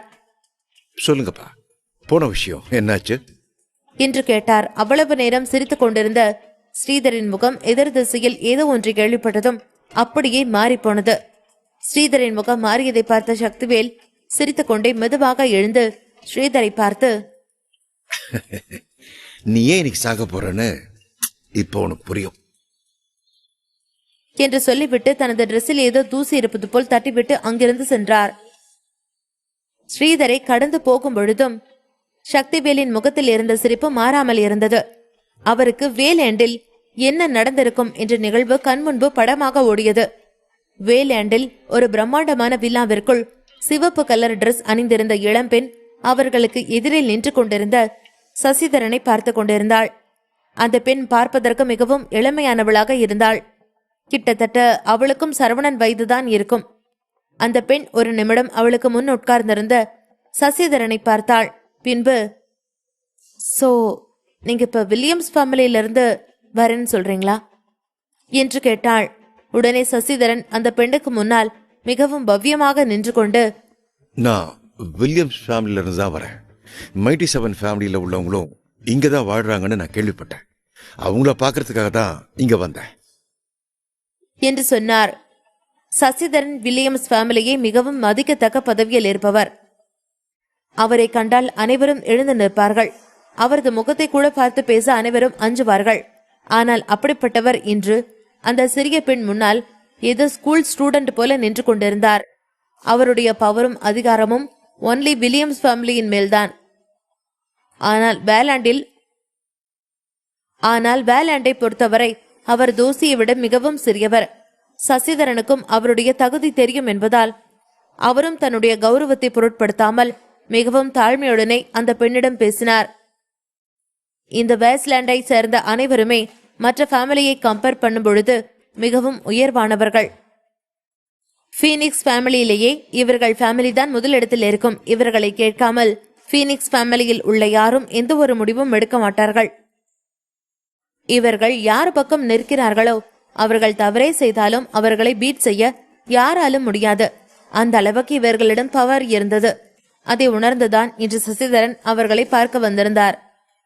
வேலாண்டை பொறுத்தவரை சாதாரண மக்களால் அங்கு அவர்களுடன் சேர்ந்து வாழ முடியாது. பெரும்பாலும் அங்கு வாழ்பவர்கள் பெரிய பெரிய செலிபிரிட்டிஸ், பிசினஸ் மேக்னெட் இவர்களாகத்தான் இருப்பார்கள். ஹோக்சியா போன்ற நாடுகளில் இருந்து வருபவர்களுக்கு அங்கு ஈக்குவலான மதிப்பு கிடைக்காது. அதனால் பெரும்பாலும் அவர்களின் எண்ணிக்கை அங்கு குறைவாகத்தான் இருக்கும். ஆனால் அதை வெளிப்படையாக ஒத்துக்கொள்ளாமல் ஹோக்சியாவை சேர்ந்த பல பேர் அங்கு வாழ்ந்து கொண்டிருக்கிறார்கள் என்றும் ஹோக்சியா சில கட்டுக்கதைகளையும் பரப்பி வந்தது. அந்த கட்டுக்கதையில் ஒன்று, ஹோக்சியாவை சேர்ந்த யாரோ ஒரு ஐடென்டிட்டி இல்லாதவர் வேலாண்டில் இருக்கிறார் என்றும் அவர் அண்டர் கிரவுண்ட் போர்ஸை சேர்ந்தவர் என்றும் பேசி வந்தார்கள். வெளிநாட்டவர்களை பொறுத்தவரை ஹோக்சியாவை சேர்ந்த ஒருவர் வேலாண்டில் இருக்கிறார். ஆனால் உண்மையில் அவர் யாரும் அங்கு இல்லை. இது அனைத்தும் தங்கள் நாட்டின் தற்பெருமையை காப்பாற்றிக் கொள்வதற்காக அவர்கள் பரப்பிய வதந்தி மட்டுமே என்று வெளிநாட்டவர்களும் நம்பினார்கள். சசிதரன் மைட்டி 7 ஃபேமிலி இங்கு இருக்கிறார்களா என்று கேட்டதும் உடனே அந்த பெண் தனது முகத்தை சுருக்கிக் கொண்டு அவரை பார்த்தாள். பின்பு, அவங்க யாரும் இங்கில்ல. நீங்க இவ்வளவு தூரம் வேலாண்ட் வந்திருக்கிறதுனால உங்களுக்கு நான் ஏதாவது ஹெல்ப் பண்ணணும்னா சொல்லுங்க, பண்றேன். ஒருவேளை மைட்டி 7 ஃபேமிலி இங்க இருந்தாலும் அவங்கள உங்களால மீட் பண்ண முடியாது. ஏன்னா அதுக்கான குவாலிஃபிகேஷன் உங்ககிட்ட இல்ல என்று முகத்தை சற்று கடுகடுப்பாக வைத்துக் கொண்டு சொன்னாள். அந்த பெண் அவ்வளவு கோபமாக சொல்லியும் சசிதரன் அந்த பெண்ணிடம் எந்த ஒரு வெறுப்பும் காட்டாமல் அந்த பெண்ணை பார்த்து ஒரு பொன் சிரிப்பை சிந்தினார். பின்பு, எனக்கு தெரியும் அவங்கள மீட் பண்ற அளவுக்கு எனக்கு தகுதி இல்லைன்னு. ஆனால் தயவு செஞ்சு இந்த ஃபைலை மட்டும் அவங்க கிட்ட ஒப்படைச்சிட முடியுமா என்று சொல்லிவிட்டு தனது நடுங்கும் கைகளில் இருந்த ஃபைலை அந்த பெண்ணிடம் காட்டினார். அந்த பெண்ணும் சசிதரனை ஒரு பார்வை பார்த்துவிட்டு அந்த ஃபைலை வாங்கி பார்த்தாள். அதில் சரவணனும் சக்திவேலும் இதுவரை வில்லியம்ஸ் ஃபேமிலிக்கு அவர்கள் என்னென்ன செய்தார்களோ அதை பற்றி அனைத்து தகவல்களும் இருந்தது. ஒருமுறை அந்த ஃபைலில் இருந்த அனைத்து தகவல்களையும் ஒன்றாக உற்று பார்த்தாள். அப்பொழுது அதில் இருந்த சரவணன் பெயரை பார்த்ததும் அந்த பெண்ணின் முகத்தில் ஏதோ ஒரு வித்தியாசமான உணர்வு தெரிந்தது. ஆனால் அதற்கான அர்த்தம் என்ன என்று சசிதரனுக்கு புரியவில்லை. அந்த பெண் உடனே, சரவணா என்று சற்று ஆச்சரியமாக கேட்டாள். உடனே சசிதரன் சிரித்து கொண்டு, ஆமா, அவனையும் அவங்க அப்பாவையும் தான் நாங்கள் எதிர்க்கிறோம். எங்களுக்கு அவங்க நிறைய அட்டூழியம் பண்ணியிருக்காங்க. அவங்கள நாங்கள் அடிக்கணும்னு நினைக்கிறோம். அதுக்கு நீங்க தான் எங்களுக்கு சப்போர்ட் பண்ணணும் என்று சொன்னார். உடனே அந்த பெண் கோபமாக, நீங்க வில்லியம்ஸ் ஃபேமிலியில இருந்து தானே வந்தோன்னு சொன்னீங்க. நல்லா கேட்டுக்கோங்க, வில்லியம்ஸ் ஃபேமிலி கிட்ட இருக்கிற ஒவ்வொருத்தர்கிட்டையும் சொல்லுங்க, இனிமே நீங்க எங்களுக்கு எதிரின்னு என்று சொன்னாள். உடனே சசிதரன், இல்ல, நான் என்ன சொல்ல வந்தேன்னா என்று அந்த பெண்ணிடம் மிகவும் பவ்யமாக ஏதோ சொல்ல வந்தார். ஆனால் அதை அந்த பெண் கேட்க விரும்பவில்லை. நீங்க என்ன சொன்னாலும் நான் கேட்கறதால முதல்ல இங்கிருந்து திரும்பி நில்லுங்க. இன்னொரு முறை நான் உங்களை இந்த பக்கம் பார்க்கவே கூடாது. முதல்ல இங்கிருந்து கிளம்புங்க என்று சொல்லிவிட்டு அங்கிருந்து சென்றாள். அதையெல்லாம் கேள்விப்பட்ட ஸ்ரீதரோ அதிர்ச்சியுடன் அவருக்கு எதிரில் நின்று கொண்டிருந்த சரவணனை பார்த்தார். சரவணன் என்ற ஒற்றை பெயரை சொன்னதற்கே தங்களுக்கு இவ்வளவு பெரிய தண்டனையா என்று நம்ப முடியாமல் இருந்தார். ஸ்ரீதர் மிக கோபமாக மூச்சை இழுத்து விட்டுக் கொண்டிருந்தார். தன்னுடைய அப்பா இப்பொழுது போனில் பேசிக் கொண்டிருப்பதை கூட அவருடைய காதுகள் கேட்கவில்லை. போனின் மறுபுறத்தில், ஸ்ரீதர், நான் சொல்றதை கேளு என்று பதட்டமாக பேசிக் கொண்டிருந்தார் சசிகரன். ஆனால் தன்னுடைய அப்பா சசிதரனிடம் எதுவுமே பேசாமல் போனை கட் பண்ணினார் ஸ்ரீதர். ஸ்ரீதர் இப்படி போனை கட் பண்ணினதும் சசிதரன் முற்றிலும் திகைத்து போனார். அவருக்கு என்ன செய்வதென்றே தெரியவில்லை. சக்திவேலுடனான இந்த சண்டையில் வில்லியம்ஸ் குடும்பம் திரும்ப திரும்ப தோற்று போய்க் கொண்டிருக்கிறது. இதற்கு மேலும் சக்திவேலை எதிர்த்து போராட முடியாது என்பது சசிதரனுக்கு மிக நன்றாகவே தெரியும். ஆனால் ஸ்ரீதர் அதை இன்னும் ஏற்றுக்கொள்ள மறுக்கிறார். இருந்தாலும் தன்னால் முடிந்தவரை தன்னுடைய வில்லியம்ஸ் குடும்பத்திற்கு ஏதாவது நல்லது செய்ய வேண்டும். இதற்கு மேல் வில்லியம்ஸ் குடும்பத்தில் இருந்து ஒரு உயிர் கூட போகக்கூடாது என்று நினைத்த சசிதரனும் சிவசக்திவேல் மற்றும் சரவணனுக்கு எதிராக ஆட்களை திரட்ட எண்ணினார். ஆனால் சிவசக்திவேலின் பெயரை கேட்டதுமே யாருமே வில்லியம்ஸ் குடும்பத்திற்கு உதவி செய்ய வரவில்லை. வேஸ்ட்லேண்டை சேர்ந்தவங்க எதுக்காக நமக்கு ஹெல்ப் பண்ணல? அவங்க வில்லியம்ஸ் குடும்பத்துக்கு ஹெல்ப் பண்ண வர மாட்டாங்களா? என்று புலம்பிக் கொண்டே முடிந்த வரைக்கும் தனக்கு தெரிந்த நபர்கள் அனைவரையும் அழைத்து ஹெல்ப் கேட்டார் சசிதரன். ஆனால் யாருமே இப்பொழுது அவருக்கு உதவுவதாக இல்லை. இதனால் இப்பொழுது என்ன செய்வது என தெரியாமல் அதிருப்தி அடைந்து நின்று கொண்டிருந்தார் சசிதரன். திரும்ப திரும்ப ஸ்ரீதர் இப்படி சக்திவேலோடு சண்டைக்கு போவது கண்டிப்பாக அவனுக்கு நல்லதல்ல என்பதை சசிதரன் மிக நன்றாகவே புரிந்து கொண்டார். அதனால் தன்னுடைய மகன் ஸ்ரீதரை போனில் அழைக்க முயன்றார் சசிதரன். ஸ்ரீதருக்கு பல தடவை போன் செய்தார் சசிதரன். இருந்தாலும் ஸ்ரீதர் அந்த அழைப்புகளை அட்டெண்ட் செய்யவில்லை.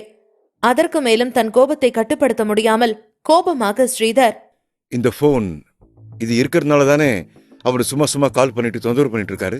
இதுக்கு மேல அவரோட பேச்சை கேட்கறதுக்கு நான் தயாரா இல்ல. இவ்வளவு நாள் கேட்டு அனுபவிச்சதே போதும் என்று சொன்னபடி கோபமாக ஸ்ரீதர் தன்னுடைய போனை உடைத்தார். பெரும்பாலான வில்லியம்ஸ் குடும்பத்தின் சொத்துக்கள் அனைத்தும் சிவசக்திவேலால் இப்பொழுது அழிந்து போனாலும் தன்னுடைய மரணம் வரை சிவசக்திவேலுக்கு எதிராகத்தான் போராடுவேன் என்று பிடிவாதமாக ஒற்றை காலில் நின்று கொண்டிருந்தான் ஸ்ரீதர். அதற்காக தான் எந்த எல்லைக்கு வேண்டுமானாலும் செல்லலாம் என்று ஸ்ரீதர் நினைத்தார். அதனால் தன்னுடைய அடியாட்களிடம், நீங்க எல்லாம் தயாராருங்க என்று சொன்னார். ஸ்ரீதரின் இந்த ஒரு வார்த்தைக்கு கட்டுப்பட்ட அவர்கள் அனைவரும் இப்பொழுது வரிசையாக நின்றார்கள். இதை பார்த்த சிவசக்திவேலின் செக்யூரிட்டியோ சார் என்றான் கவலையோடு. ஆனால் சிவசக்திவேலோ தன்னுடைய கையை வேண்டாம் என்று அசைத்தபடி அந்த செக்யூரிட்டியை நிறுத்தினார்.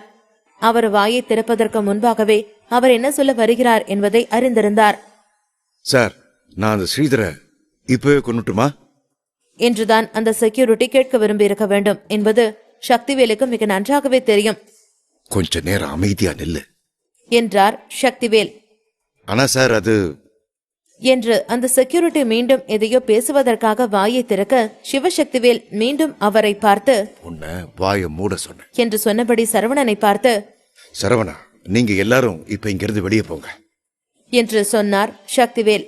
பிரஸ்டீஜ் உணவகத்தில் ஜெகதீஷின் சதியால் அவர்கள் குடித்த அந்த வினோதமான விஷத்தால் அவனது கை கால் வலுவிழந்து அந்த உணர்வு விசித்திரமாகவும் விவரிக்க முடியாததாகவும் இருந்தது. சரவணனால் நகர முடிந்தது.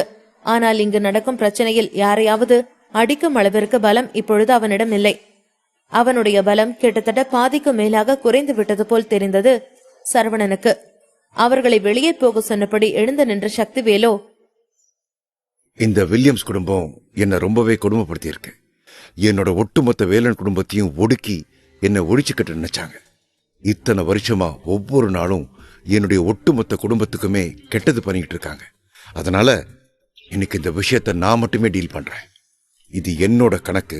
அதை தீர்க்க வேண்டியதும் நான் தான் என்று சக்திவேல் சொன்னபடி கெத்தாக எழுந்து நின்றார். இவ்வளவு நேரமும் சக்திவேலின் முகத்தில் தெரிந்து கொண்டிருந்த அந்த அமைதியும் சாந்தமும் இப்பொழுது இல்லை. அதற்கு பதிலாக அவருடைய முகத்தில் இப்பொழுது கொலைவெறி மட்டுமே நிரம்பியிருந்தது. அதை பார்ப்பதற்கு மிக மிக பயமாக பயங்கரமாக இருந்தது. இன்னைக்கு இவங்களெல்லாம் ஒரு கை பார்க்க போறேன். போனா போகட்டும்னு விட்டேன்.